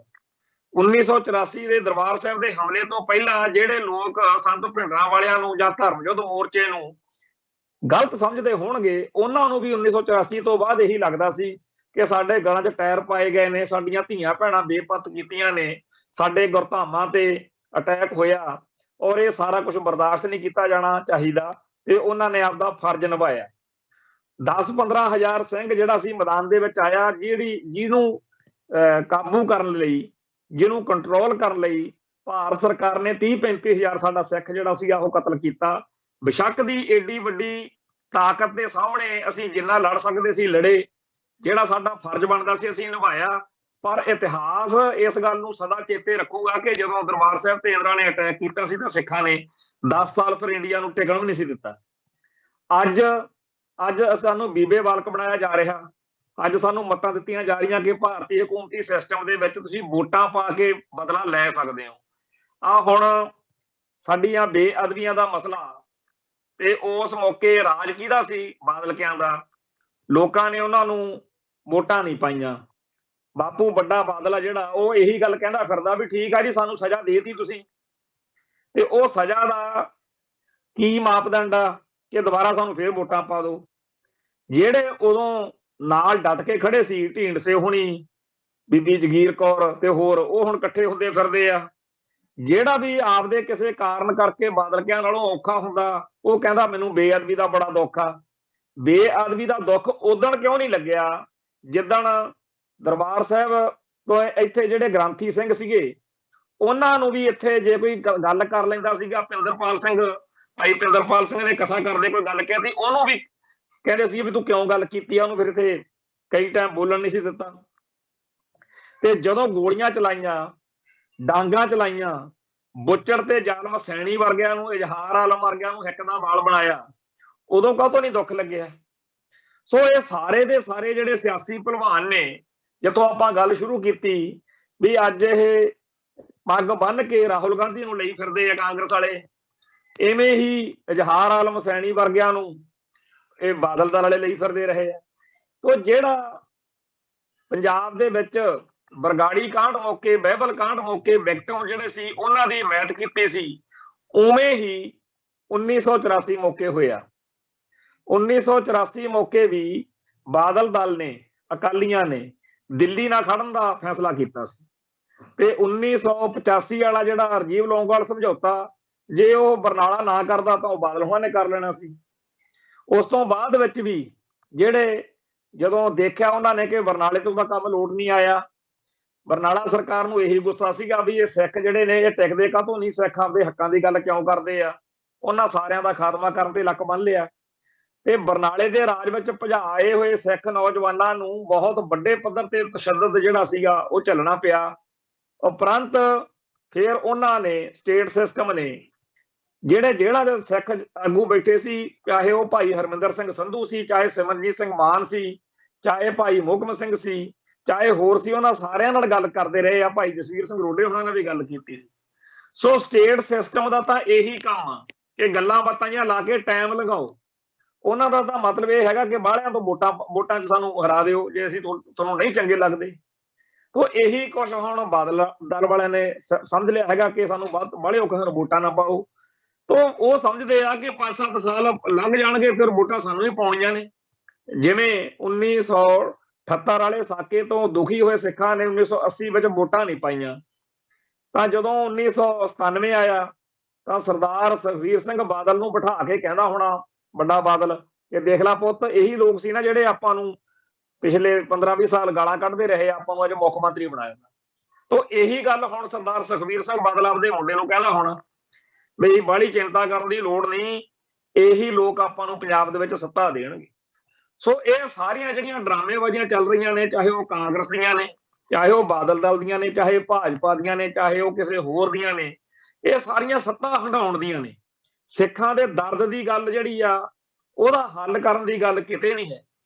ਪਿੱਛੇ ਜੇ 1984 ਦੇ ਜਿਹੜੇ ਸਾਡੇ ਕਤਲੇਆਮ ਹੋਇਆ ਨਵੰਬਰ 84 ਵਾਲਾ, ਉਹਦੇ ਮੁਤਲਕ ਫੂਲਕਾ ਸਾਹਿਬ ਨੇ ਇੱਕ ਸਟੇਟਮੈਂਟ ਦਿੱਤੀ ਸੀ ਕਿ ਸਿੰਬੋਲਿਕ ਜਸਟਿਸ, ਪ੍ਰਤੀਕ ਦੇ ਤੌਰ ਦੇ ਉੱਤੇ, ਪ੍ਰਤੀਕ ਦੇ ਤੌਰ ਤੇ ਤੁਹਾਨੂੰ ਇੱਕ ਇਨਸਾਫ ਜਿਹੜਾ ਹੈਗਾ ਉਹ ਦਿੱਤਾ ਜਾ ਸਕਦਾ। ਹੁਣ ਇਹ ਗੱਲ ਜਿਹੜੀ ਆ ਸਾਨੂੰ ਵਾਰਾ ਨਹੀਂ ਖਾਂਦੀ, ਸਾਡਾ ਤਾਂ ਪੱਲੇ ਹੀ ਕੱਖ ਨਹੀਂ ਰਿਹਾ। ਇਹ ਤਾਂ ਉਵੇਂ ਦੀ ਗੱਲ ਆ ਜਿਵੇਂ ਕਿਸੇ ਅਲੜ ਬੱਚੀ ਨਾਲ ਕੋਈ ਰੇਪ ਹੋ ਜੇ, ਬਲਾਤਕਾਰ ਹੋ ਜੇ, ਬਾਅਦ ਵਿੱਚ ਉਹਨੂੰ ਕਿਹਾ ਜਾਵੇ ਕਿ ਕੋਈ ਗੱਲ ਨਹੀਂ, ਤੇਰੇ ਅਸੀਂ ਵਿਆਹ ਮੌਕੇ ਖਰਚਾ ਕਰ ਦਿਆਂਗੇ, ਆਪਾਂ ਸੈਟਲਮੈਂਟ ਕਰ ਲੈਂਦੇ ਹਾਂ, ਆਪਾਂ ਸਿੰਬੋਲਿਕ ਜਿਹੜਾ ਜਸਟਿਸ ਆ ਉਹ ਤੈਨੂੰ ਦਿੰਨੇ। ਉਵੇਂ ਦਾ ਸਾਡੀ ਕੌਮ ਨਾਲ ਇਹ ਇਸ ਵੇਲੇ ਭਾਰਤੀ ਹਕੂਮਤੀ ਤੰਤਰ ਸਾਰਾ ਕਰ ਰਿਹਾ। ਸੋ ਗੱਲ ਇਹ ਹੈਗੀ ਆ ਕਿ ਸਿੱਖਾਂ ਦਾ ਨਾ ਤਾਂ ਖਾਲਿਸਤਾਨ ਵਾਲੇ ਪਾਸੇ ਕੁਛ ਆਉਣ ਦਾ ਵਿਚਾਰ ਬਣਨਾ ਸੀ, ਨਾ ਇਹ ਸਾਰਾ ਕੁਝ ਵਾਪਰਨਾ ਸੀ ਜੇ ਕਿਤੇ 1947 ਮੌਕੇ ਕੀਤੇ ਵਾਅਦੇ ਆ ਜਿਹੜੇ, ਉਹ ਆ ਜਿਹੜਾ ਤੁਰਿਆ ਫਿਰਦਾ ਅੱਜ ਪੱਗ ਬੰਨ੍ਹ ਕੇ ਰਾਹੁਲ ਗਾਂਧੀ, ਇਹਦੇ ਵੱਡੇ ਵਡੇਰੇ ਪੂਰੇ ਕਰ ਲੈਂਦੇ। ਮਹਾਤਮਾ ਗਾਂਧੀ ਤਾਂ ਛੇਤੀ ਮਰ ਮਰਾ ਗਿਆ, ਉਧਰੋਂ ਜਨਾਹ ਚੜਾਈ ਕਰ ਗਿਆ, ਤੇ ਇਹ ਜਿਹੜੇ ਪਟੇਲ ਤੇ ਨਹਿਰੂ ਤੇ ਹੋਰ ਗਾਂਧੀ ਨਹਿਰੂ ਫੈਮਿਲੀ ਦੇ ਸਾਰੇ ਮੋਢੀ ਆਗੂ ਸੀਗੇ, ਇਹਨਾਂ ਸਾਰਿਆਂ ਨੇ ਉਹ ਸਾਰੇ ਵਾਅਦੇ ਜਿਹੜੇ ਸੀ ਉਹ ਪੂਰੇ ਨਹੀਂ ਕੀਤੇ। ਬ੍ਰੋਕਨ ਪ੍ਰੋਮਿਸਸ ਦੀ ਕਹਾਣੀ ਆ, ਜਿਹਦੇ ਵਿੱਚ ਅੱਗੇ ਚੱਲ ਕੇ ਫਿਰ ਸਾਡੀ ਪੰਜਾਬੀ ਬੋਲੀ ਦਾ ਆਧਾਰ ਤੇ ਸੂਬਾ ਬਣਾਉਣ ਤੋਂ ਨਾ ਕੀਤੀ ਗਈ, ਉਪਰੰਤ ਸਾਡੇ ਦਰਿਆਈ ਪਾਣੀ ਖੋਹ ਲਏ ਗਏ, ਉਪਰੰਤ ਸਾਡੀ ਬੋਲੀ ਧਾਰਾ ਤੇ ਸਿਵਲਾਈਜੇਸ਼ਨ ਸਿੱਖ ਸੱਭਿਆਚਾਰ ਦਾ ਖਾਤਮੇ ਦਾ ਏਜੰਡਾ ਲੈ ਆਏ। ਤੇ ਇਹ ਸਾਰਾ ਕੁਝ ਅਖੀਰ ਸਾਨੂੰ ਧੱਕ ਕੇ ਉੱਥੇ ਲੈ ਗਿਆ ਜਿੱਥੇ ਸਾਡੇ ਕੋਲ ਖਾਲਿਸਤਾਨ ਤੋਂ ਬਗੈਰ ਕੋਈ ਰਾਹ ਨਹੀਂ ਰਹਿ ਗਿਆ। 1947 ਤੋਂ ਲੈ ਕੇ 1984 ਤੱਕ ਸਿੱਖ ਬਚਦੇ ਫਿਰਦੇ ਸੀ। ਸਾਨੂੰ ਚੇਤੇ ਆ ਜਿਹੜਾ ਖਾਲਿਸਤਾਨ ਦੀ ਗੱਲ ਕਰਦਾ ਸੀ 1984 ਤੋਂ ਪਹਿਲਾਂ, ਚਾਹੇ ਉਹ ਡਾਕਟਰ ਜਗਜੀਤ ਸਿੰਘ ਚੌਹਾਨ ਸੀ, ਚਾਹੇ ਉਹ ਦਲ ਖਾਲਸਾ ਸੀ, ਚਾਹੇ ਉਹ ਕੋਈ ਬੱਬਰ ਖਾਲਸਾ ਸੀ, ਚਾਹੇ ਕੋਈ ਹੋਰ ਸੀ, ਉਹਨਾਂ ਸਾਰਿਆਂ ਨੂੰ ਹਮਾਇਤ ਕੌਮ ਵੱਲੋਂ ਨਹੀਂ ਸੀ ਮਿਲ ਰਹੀ। ਪਰ 1984 ਮੌਕੇ ਧੱਕ ਕੇ ਸਿੱਖਾਂ ਨੂੰ ਉਸ ਰਾਹ ਤੋਰਿਆ ਗਿਆ ਕਿ ਸਿੱਖ ਜਿਹੜੇ ਆ ਉਹ ਖਾਲਿਸਤਾਨ ਤੋਂ ਬਗੈਰ ਕੋਈ ਗੱਲ ਕਰਨ ਜੋਗੇ ਨਾ ਰਹਿਣ। ਹੁਣ ਉੱਠ ਕੇ ਮਤਾਂ ਦੇਣ ਵਾਲੇ ਆ ਗਏ ਤੇ ਜੀ ਖਾਲਿਸਤਾਨ ਤਾਂ ਹੁਣ ਪਿੱਛੇ ਰਹਿ ਗਿਆ। ਇੱਕ ਇੱਥੇ ਬੜਾ ਆਪਦੇ ਆਪ ਨੂੰ ਸਿਆਣਾ ਤੇ ਸੂਝਵਾਨ ਸਮਝਣ ਵਾਲਾ ਸੱਜਣ ਆ, ਉਹ ਕਹਿੰਦਾ ਜੀ, ਇਹ ਕਹਿੰਦੇ ਆ ਵੀ ਕਿਤੇ ਕੋਈ ਦਰਿਆ ਦਾ ਹੜ੍ਹ ਜਿਹੜਾ ਸੀਗਾ ਆਉਂਦਾ ਸੀ, ਪਾਣੀ ਲੋਕਾਂ ਨੂੰ ਬਹੁਤ ਉੱਥੇ ਜਿਹੜੇ ਵਸਦੇ ਸੀ ਤੰਗ ਕਰਦਾ ਸੀ, ਤੇ ਉੱਥੇ ਲੋਕਾਂ ਨੇ ਬੜੇ ਧਰਨੇ ਮੁਜ਼ਾਹਰੇ ਕੀਤੇ, ਬੜਾ ਰੌਲਾ ਪਾਇਆ ਵੀ ਸਰਕਾਰ ਇਹਦਾ ਕੋਈ ਹੱਲ ਕਰੇ। ਅਖੀਰ ਸਰਕਾਰ ਨੇ ਉੱਥੇ ਪੁਲ ਬਣਾਉਣ ਦਾ ਐਲਾਨ ਕਰਤਾ। ਉਹ ਜਦੋਂ ਪੁਲ ਬਣਨਾ ਸ਼ੁਰੂ ਹੋਇਆ ਉਹਨੂੰ ਟਾਈਮ ਲੱਗ ਗਿਆ, 2-4 ਸਾਲ ਲੱਗਣੇ ਹੁੰਦੇ ਆ, ਤੇ ਉਹ ਉਸੇ ਸਮੇਂ ਦੌਰਾਨ ਇਹੋ ਜਿਹਾ ਕੁਝ ਸਿਸਟਮ ਹੋਇਆ ਕਿ ਜਿਹੜਾ ਹੜ੍ਹ ਦਾ ਪਾਣੀ ਜਿੱਥੋਂ ਤੁਰਦਾ ਸੀ ਪਿੱਛੋਂ, ਉੱਥੋਂ ਉਹਦਾ ਵਹਿਣ ਹੋਰ ਪਾਸੇ ਨੂੰ ਹੋ ਗਿਆ, ਤੇ ਉਹ ਜਿਹੜੇ ਪਾਣੀ ਦਾ ਨਿਕਾਲ ਸੀਗਾ, ਜਿਹੜਾ ਪਾਣੀ ਲੋਕਾਂ ਨੂੰ ਤੰਗ ਕਰਦਾ ਸੀ, ਉਹ ਉਵੇਂ ਦਾ ਤੰਗ ਕਰਨ ਵਾਲਾ ਨਾ ਰਿਹਾ, ਤੇ ਉਹ ਪੁਲ ਬਣਦਾ ਰਿਹਾ। ਤੇ ਹੌਲੀ ਹੌਲੀ ਉਹ ਪਾਣੀ ਜਿਹੜਾ ਸੀ ਉਹ ਰਸਦਾ ਘਟ ਗਿਆ, ਤੇ ਲੋਕ ਫਿਰ ਲੰਘਦੇ ਕਰਦੇ ਉਹਨਾਂ ਨੂੰ ਮਖੌਲਾਂ ਕਰਿਆ ਕਰਨ ਵੀ ਤੁਸੀਂ ਕਾਹਤੋਂ ਪੁਲ ਬਣਾਈ ਜਾਂਦੇ ਹੋ, ਹੁਣ ਤਾਂ ਇੱਧਰ ਪਾਣੀ ਆਉਂਦਾ ਨਹੀਂ, ਨਾ ਕਦੇ ਆਉਣਾ, ਹੁਣ ਪਾਣੀ ਦਾ ਨਿਕਾਲ ਹੀ ਕਿਸੇ ਪਾਸੇ ਹੋਰ ਹੋ ਗਿਆ, ਤੇ ਤੁਸੀਂ ਇੱਥੇ ਐਵੇਂ ਕਮਰਿਆਂ ਵਾਂਗੂ ਹੁਣ ਬਣਾਉਣ ਲੱਗੇ ਹੋਏ ਹੋ। ਤੇ ਇਹੋ ਜਿਹੀਆਂ ਗੱਲਾਂ ਸਾਨੂੰ ਸੁਣਾ ਰਿਹਾ ਸੀ ਉਹ ਕਿ ਤੁਸੀਂ ਹੁਣ ਜਿਹੜੇ ਖਾਲਿਸਤਾਨ ਕਰੀ ਜਾਂਦੇ ਹੋ ਨਾ, ਤੁਸੀਂ ਸਾਨੂੰ ਉਵੇਂ ਲੱਗਦੇ ਹੋ ਕਿ 1984 ਮੌਕੇ ਠੀਕ ਆ, ਇੱਕ ਕੌਮ ਦੇ ਵਿੱਚ ਬਹੁਤ ਵੱਡਾ ਵਿਦਰੋਹ ਹੋਇਆ, ਬਗਾਵਤ ਦਾ ਮਾਦਾ ਉੱਭਰਿਆ, ਪਰ ਹੁਣ ਸਿੱਖਾਂ ਨੇ ਜਿਹੜਾ ਸੀਗਾ ਸਰਕਾਰਾਂ ਹੰਢਾ ਲਈਆਂ ਨੇ, ਕਦੇ ਇਹ ਉਸੇ ਕਾਂਗਰਸ ਨੂੰ ਗੱਦੀਆਂ ਦਿੰਦੇ ਆ, ਕਦੇ ਇਹ ਅਕਾਲੀ ਦਲ ਨੂੰ ਗੱਦੀ ਦਿੰਦੇ ਆ, ਤੇ ਉਸੇ ਅਕਾਲੀ ਦਲ ਨੂੰ ਫਿਰ ਗੱਦੀ ਦੇਣਗੇ ਜਿਹਦੇ ਰਾਜ ਵਿੱਚ ਬੇਅਦਬੀਆਂ ਹੋਈਆਂ ਨੇ। ਸੋ ਲੋਕ ਕਿਤੇ ਹੋਰ ਚਲੇ ਗਏ ਆ ਤੇ ਤੁਸੀਂ ਕਿਤੇ ਹੋਰ ਖੜੇ ਹੋ, ਤੇ ਹੁਣ ਤੁਸੀਂ ਛੱਡੋ ਖਾਲਿਸਤਾਨ ਦੀ ਗੱਲ ਤੇ ਆਓ ਭਾਰਤੀ ਹਕੂਮਤੀ ਤੰਤਰ ਦੇ ਵਿੱਚ ਤੁਸੀਂ ਬੜੀਆਂ ਕੁਰਬਾਨੀਆਂ ਕੀਤੀਆਂ ਨੇ, ਬੜੀਆਂ ਤੁਸੀਂ ਕੌਮ ਲਈ ਜਫਰ ਜਾਲੇ ਆ ਖਾਲਿਸਤਾਨੀਆਂ ਨੇ, ਤੁਸੀਂ ਹੁਣ ਇਹ ਸਿਸਟਮ ਦੇ ਵਿੱਚ ਆਓ ਤੇ ਇਲੈਕਸ਼ਨ ਲੜੋ, MLA MP ਬਣੋ, ਸ਼੍ਰੋਮਣੀ ਕਮੇਟੀ ਮੈਂਬਰ ਹੀ ਬਣ ਜਾਓ, ਤੁਹਾਡੀ ਲੋੜ ਆ। ਤੁਹਾਡੀ ਕੌਮ ਦੇ ਜਿਹੜੇ ਵੱਡੀਆਂ ਸੰਸਥਾਵਾਂ ਨੇ, ਜਿਹੜੇ ਅਦਾਰੇ ਨੇ, ਉੱਥੇ ਤੁਹਾਡੇ ਵਰਗੇ ਡੈਡੀਕੇਟਡ ਸਿੱਖਾਂ ਦੀ ਲੋੜ ਆ। ਇਹੋ ਜਿਹੀਆਂ ਬਾਤਾਂ ਪਾ ਕੇ ਸਿੱਖਾਂ ਨੂੰ ਮਤਲਬ ਮੋੜ ਘੋੜ ਕੇ ਉਸੇ ਭਾਰਤੀ ਹਕੂਮਤੀ ਸਿਸਟਮ ਦੇ ਅਧੀਨ ਲਿਆਉਣ ਦੀਆਂ ਗੱਲਾਂ ਕੀਤੀਆਂ ਜਾ ਰਹੀਆਂ ਨੇ, ਜਿਹਦੇ ਤੋਂ ਦੁਖੀ ਹੋ ਕੇ, ਜਿਹਦੇ ਤੋਂ ਅੱਕ ਕੇ ਸਿੱਖ ਖਾਲਿਸਤਾਨ ਦੇ ਰਾਹ ਤੁਰੇ ਸੀ।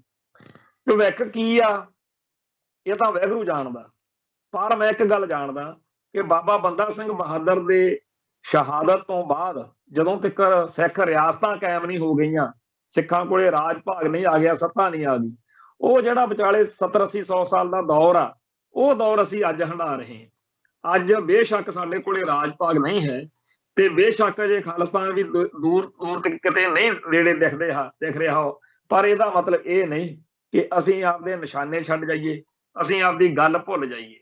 ਸਾਨੂੰ ਉਹ ਚੀਜ਼ਾਂ ਚੇਤੇ ਨੇ ਜਿਨ੍ਹਾਂ ਕਰਕੇ ਸਾਡਾ ਨੁਕਸਾਨ ਹੋਇਆ, ਜਿਨ੍ਹਾਂ ਕਰਕੇ ਸਾਡਾ ਨਿਸ਼ਾਨਾ ਦੂਰ ਹੋਇਆ, ਪਰ ਸਾਨੂੰ ਉਹ ਚੀਜ਼ਾਂ ਵੀ ਚੇਤੇ ਨੇ ਜਿੱਥੇ ਸਾਡੀ ਕੌਮ ਦੇ ਯੋਧਿਆਂ ਨੇ ਇਤਿਹਾਸ ਨੂੰ ਇੱਕ ਨਵਾਂ ਮੋੜ ਦਿੱਤਾ। ਅੱਜ ਦਾ ਦਿਨ ਸਾਨੂੰ ਚੇਤੇ ਆ ਕਿ ਗੋਬਿੰਦ ਰਾਮ 1990 ਦੇ ਵਿੱਚ ਜਦੋਂ ਖਬਰ ਆਈ ਸੀ ਕਿ 10 ਜਨਵਰੀ ਨੂੰ ਕੂਲਰ ਦੇ ਵਿੱਚ, ਗੋਬਿੰਦ ਰਾਮ ਕੌਣ ਸੀ? ਗੋਬਿੰਦ ਰਾਮ ਉਸ ਭਾਰਤੀ ਹਕੂਮਤੀ ਸਿਸਟਮ ਦਾ ਸਭ ਤੋਂ ਵੱਡਾ ਬੁੱਚੜਾਂ ਦੇ ਵਿੱਚੋਂ ਬੁੱਚੜ ਸੀਗਾ, ਜਿਹਨੇ ਹੋਰ ਬੇਅੰਤ ਸਿੰਘਾਂ ਨੂੰ, ਸਿੰਘਣੀਆਂ ਨੂੰ ਬਟਾਲੇ ਦੇ ਵਿੱਚ ਜਾਂ ਫਿਰੋਜ਼ਪੁਰ ਫਰੀਦਕੋਟ ਵਾਲੇ ਪਾਸੇ ਬਹੁਤ ਜ਼ੁਲਮ ਕੀਤੇ। ਇੱਥੇ ਭਾਈ ਮਹਿਲ ਸਿੰਘ ਬੱਬਰ ਦੀ ਸਿੰਘਣੀ, ਭਾਈ ਕੁਲਵੰਤ ਸਿੰਘ ਦੀ ਸਿੰਘਣੀ, ਉਹਨਾਂ ਨੂੰ ਜੋ ਕੁਝ ਇੱਥੇ ਕੀਤਾ ਗਿਆ ਉਹ ਅਸੀਂ ਆਪਦੀ ਜ਼ੁਬਾਨ ਤੋਂ ਦੱਸ ਵੀ ਨਹੀਂ ਸਕਦੇ ਬੀਕੋ ਦੇ ਵਿੱਚ, ਬਟਾਲੇ ਦੇ ਵਿੱਚ ਜਿਵੇਂ ਜ਼ੁਲਮ ਕੀਤਾ ਗਿਆ। ਔਰ ਉਸ ਮੌਕੇ ਇਕੱਲੇ ਇਹ ਨਹੀਂ, ਇਹੋ ਜਿਹੀਆਂ ਘੱਟੋ ਘੱਟ 500 ਤੋਂ ਵੱਧ ਜਿਹੜੀਆਂ ਬੀਬੀਆਂ ਸੀ, ਸਿੱਖ ਬੀਬੀਆਂ, ਉਹ ਤਸ਼ੱਦਦ ਝੱਲ ਰਹੀਆਂ ਸੀ ਅੱਡ ਅੱਡ ਥਾਣਿਆਂ ਦੇ ਵਿੱਚ। ਔਰ ਉਹਨਾਂ ਦਿਨਾਂ ਦੇ ਵਿੱਚ ਬਹੁਤ ਖਤਰਨਾਕ ਜਿਹੜਾ ਸੀਗਾ ਮਾਹੌਲ ਉਹ ਬਣਿਆ ਹੋਇਆ ਸੀ, ਜਿੱਥੋਂ ਜਿਹਦਾ ਜੀ ਕਰਦਾ ਸੀਗਾ ਪੁਲਿਸ ਵਾਲਿਆਂ ਦਾ, ਖਾਕੀ ਵਰਦੀ ਵਾਲਿਆਂ ਦਾ ਚੱਕ ਕੇ ਜੋ ਮਰਜ਼ੀ ਕਹਾਣੀ ਘੜ ਦਿੱਤੀ ਜਾਂਦੀ ਸੀ। ਉਸ ਦੌਰ ਦੇ ਵਿੱਚ ਜੋ ਮਾਹੌਲ ਦੇ ਖਿਲਾਫ ਪ੍ਰੋਫੈਸਰ ਦਰਸ਼ਨ ਸਿੰਘ ਨੇ ਕੰਮ ਕੀਤਾ, ਬੇਸ਼ੱਕ ਅੱਜ ਬਹੁਤ ਸਾਰੇ ਕਾਰਨਾਂ ਕਰਕੇ ਉਹਨਾਂ ਦਾ ਵਿਰੋਧ ਆ, ਪਰ ਉਦੋਂ ਉਹਨਾਂ ਨੇ ਅਕਾਲ ਤਖਤ ਦੇ ਜਥੇਦਾਰ ਹੋਣ ਦੇ ਨਾਤੇ ਕਾਲ ਦਿੱਤੀ ਕਿ ਬਟਾਲੇ ਦਾ ਘਿਰਾਓ ਕੀਤਾ ਜਾਊ, ਬੁੱਚੜਖਾਨੇ ਦਾ, ਤਾਂ ਉਹ ਫਿਰ ਸਾਰੀਆਂ ਬੀਬੀਆਂ ਨੂੰ ਵੀ ਛੱਡਿਆ ਗਿਆ, ਹੋਰ ਵੀ ਬਹੁਤ ਸਾਰਿਆਂ ਦਾ ਛੁਟਕਾਰਾ ਹੋ ਗਿਆ ਸੀਗਾ।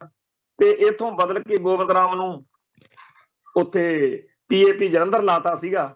ਤੇ ਇਹ ਵੀ ਸਾਰਿਆਂ ਨੂੰ ਚੇਤੇ ਹੋਣਾ ਚਾਹੀਦਾ ਕਿ KPS ਗਿੱਲ ਨੇ ਖੁਦ ਇਹ ਗੱਲ ਮੰਨੀ ਸੀ ਕਿ ਗੋਬਿੰਦ ਰਾਮ ਉਹਨਾਂ ਅਫਸਰਾਂ ਦੇ ਵਿੱਚੋਂ ਇੱਕ ਵਾ ਜਿਨ੍ਹਾਂ ਨੂੰ ਸਿੱਖਾਂ ਦੇ ਉੱਤੇ ਜ਼ੁਲਮ ਕਰਕੇ ਸਵਾਦ ਆਉਂਦਾ, ਆਨੰਦ ਆਉਂਦਾ। ਸੋ ਗੋਬਿੰਦ ਰਾਮ ਜਿਹੜਾ ਸੀ, ਬਾਅਦ ਵਿੱਚ ਉਹਦਾ ਮੁੰਡਾ ਜਿਹੜਾ ਸੀ ਉਹ ਵੀ ਸਿੱਖਾਂ ਦੇ ਰੋਹ ਦਾ ਸ਼ਿਕਾਰ ਹੋਇਆ। ਤੇ ਇਵੇਂ ਹੀ ਜਿਹੜਾ ਸੀਗਾ ਬਾਅਦ ਵਿੱਚ ਗੋਬਿੰਦ ਰਾਮ ਉਹ ਅੱਜ ਦੇ ਦਿਨ ਬੰਬ ਦੇ ਨਾਲ ਉਡਾ ਦਿੱਤਾ ਗਿਆ ਸੀ। ਤੇ ਅੱਜ ਜਿਹੜੇ ਲੋਕ ਇਹ ਸਾਨੂੰ ਕਹਿਣ, ਮੱਤਾਂ ਦੇਣ ਕਿ ਜੀ ਠੀਕ ਆ, ਰਾਹੁਲ ਗਾਂਧੀ ਨੇ ਤਾਂ ਨਹੀਂ ਮਾੜਾ ਕੀਤਾ ਭਾਈ, ਤੁਸੀਂ ਉਹਦੇ ਖਿਲਾਫ ਕਿਉਂ ਆ? ਮਾੜਾ ਤਾਂ ਭਾਈ ਫਿਰ ਗੋਬਿੰਦ ਰਾਮ ਦੇ ਮੁੰਡੇ ਨੇ ਵੀ ਨਹੀਂ ਸੀ ਕੀਤਾ, ਪਰ ਉਦੋਂ ਸਾਡੇ ਬੱਚਿਆਂ ਨੂੰ, ਸਾਡੀ ਕੌਮ ਦੇ ਭੋਰਾ ਭਰ ਨਿਆਣਿਆਂ ਨੂੰ ਜਿਸ ਤਰੀਕੇ ਦੇ ਨਾਲ ਜ਼ੁਲਮ ਦਾ ਸ਼ਿਕਾਰ ਬਣਨਾ ਪੈ ਰਿਹਾ ਸੀ, ਉਦੋਂ ਫਿਰ ਗੋਬਿੰਦ ਰਾਮ ਨੂੰ ਅਕਲ ਦੇਣ ਲਈ ਕਿ ਜੇ ਲੋਕਾਂ ਦੇ ਪੁੱਤ ਮਾਰਦਾ ਤੈਨੂੰ ਵੀ ਪਤਾ ਲੱਗੇ, ਇਹ ਅਕਲ ਜਿਹੜੀ ਸੀ ਉਹ ਦਿੱਤੀ ਗਈ। ਤਾਂ ਉਵੇਂ ਹੀ ਸਾਨੂੰ ਰਾਹੁਲ ਗਾਂਧੀ ਦੇ ਉੱਤੇ ਇਹ ਹੈ ਕਿ ਇਹ ਉਸੇ ਖਾਨਦਾਨ ਦਾ ਵਾਰਸ ਆ ਜਿਹਨੇ ਸਾਡੀ ਕੌਮ ਦਾ ਘਾਣ ਕੀਤਾ, ਸਾਡੀ ਸਿੱਖਾਂ ਦੀ ਨਸਲਕੁਸ਼ੀ ਕੀਤੀ, ਜਿਹਦੀ ਦਾਦੀ ਮਰਨ ਤੋਂ ਬਾਅਦ ਵਿੱਚ ਸਾਡੇ ਬੇਦੋਸ਼ੇ ਸਿੱਖਾਂ ਨੂੰ, ਜਿਨ੍ਹਾਂ ਨੂੰ ਤਾਂ ਪਤਾ ਵੀ ਨਹੀਂ ਸੀ, ਉਹ ਤਾਂ ਵਿਚਾਰੇ ਵੋਟਾਂ ਵੀ ਕਈ ਕਾਂਗਰਸ ਨੂੰ ਪਾਉਂਦੇ ਹੋਣੇ ਜਿਹੜੇ ਉੱਥੇ ਦਿੱਲੀ 'ਚ ਮਾਰੇ ਗਏ, ਉਹਨਾਂ ਦੇ ਨਾਲ ਜੋ ਕੁਝ ਵਾਪਰਿਆ। ਤੇ ਜਿਹੜੇ ਇੰਦਰਾ ਦੇ ਜਦੋਂ ਹੋਇਆ ਉਦੋਂ ਬੇਅੰਤ ਸਿੰਘ ਤਾਂ ਮੌਕੇ ਤੇ ਸ਼ਹੀਦ ਹੋ ਗਿਆ, ਸਤਵੰਤ ਸਿੰਘ ਤੇ ਕੇਹਰ ਸਿੰਘ ਨੂੰ 1999 ਚ ਫਾਂਸੀ ਦੇਤੀ, ਉਹਦਾ ਤਾਂ 5 ਸਾਲ ਚ ਨਿਬੜ ਗਿਆ। ਪਰ ਜਿਨ੍ਹਾਂ ਨੇ ਬੇਦੋਸ਼ੇ ਸਿੱਖਾਂ ਦਾ ਉੱਥੇ ਕਤਲੇਆਮ ਕੀਤਾ, ਘਾਣ ਕੀਤਾ, ਉਹਨਾਂ ਦੇ ਪਾਪੀਆਂ ਨੂੰ, ਦੁਸ਼ਟਾਂ ਨੂੰ ਇਸੇ ਸਿਸਟਮ ਨੇ ਬਚਾਇਆ, ਜਿਹੜੇ ਸਿਸਟਮ ਦਾ ਝੰਡਾ ਚੱਕ ਕੇ ਅੱਜ ਰਾਹੁਲ ਗਾਂਧੀ ਤੁਰਿਆ ਫਿਰਦਾ। ਖੈਰ, ਇਹੋ ਜਿਹੀਆਂ ਘਟਨਾਵਾਂ, ਇਹੋ ਜਿਹੇ ਵਰਤਾਰੇ ਵਾਪਰਦੇ ਰਹਿਣਗੇ। ਅਸੀਂ ਕਿਸੇ ਦਾ ਲਿਹਾਜ਼ ਨਹੀਂ ਕਰ ਸਕਦੇ।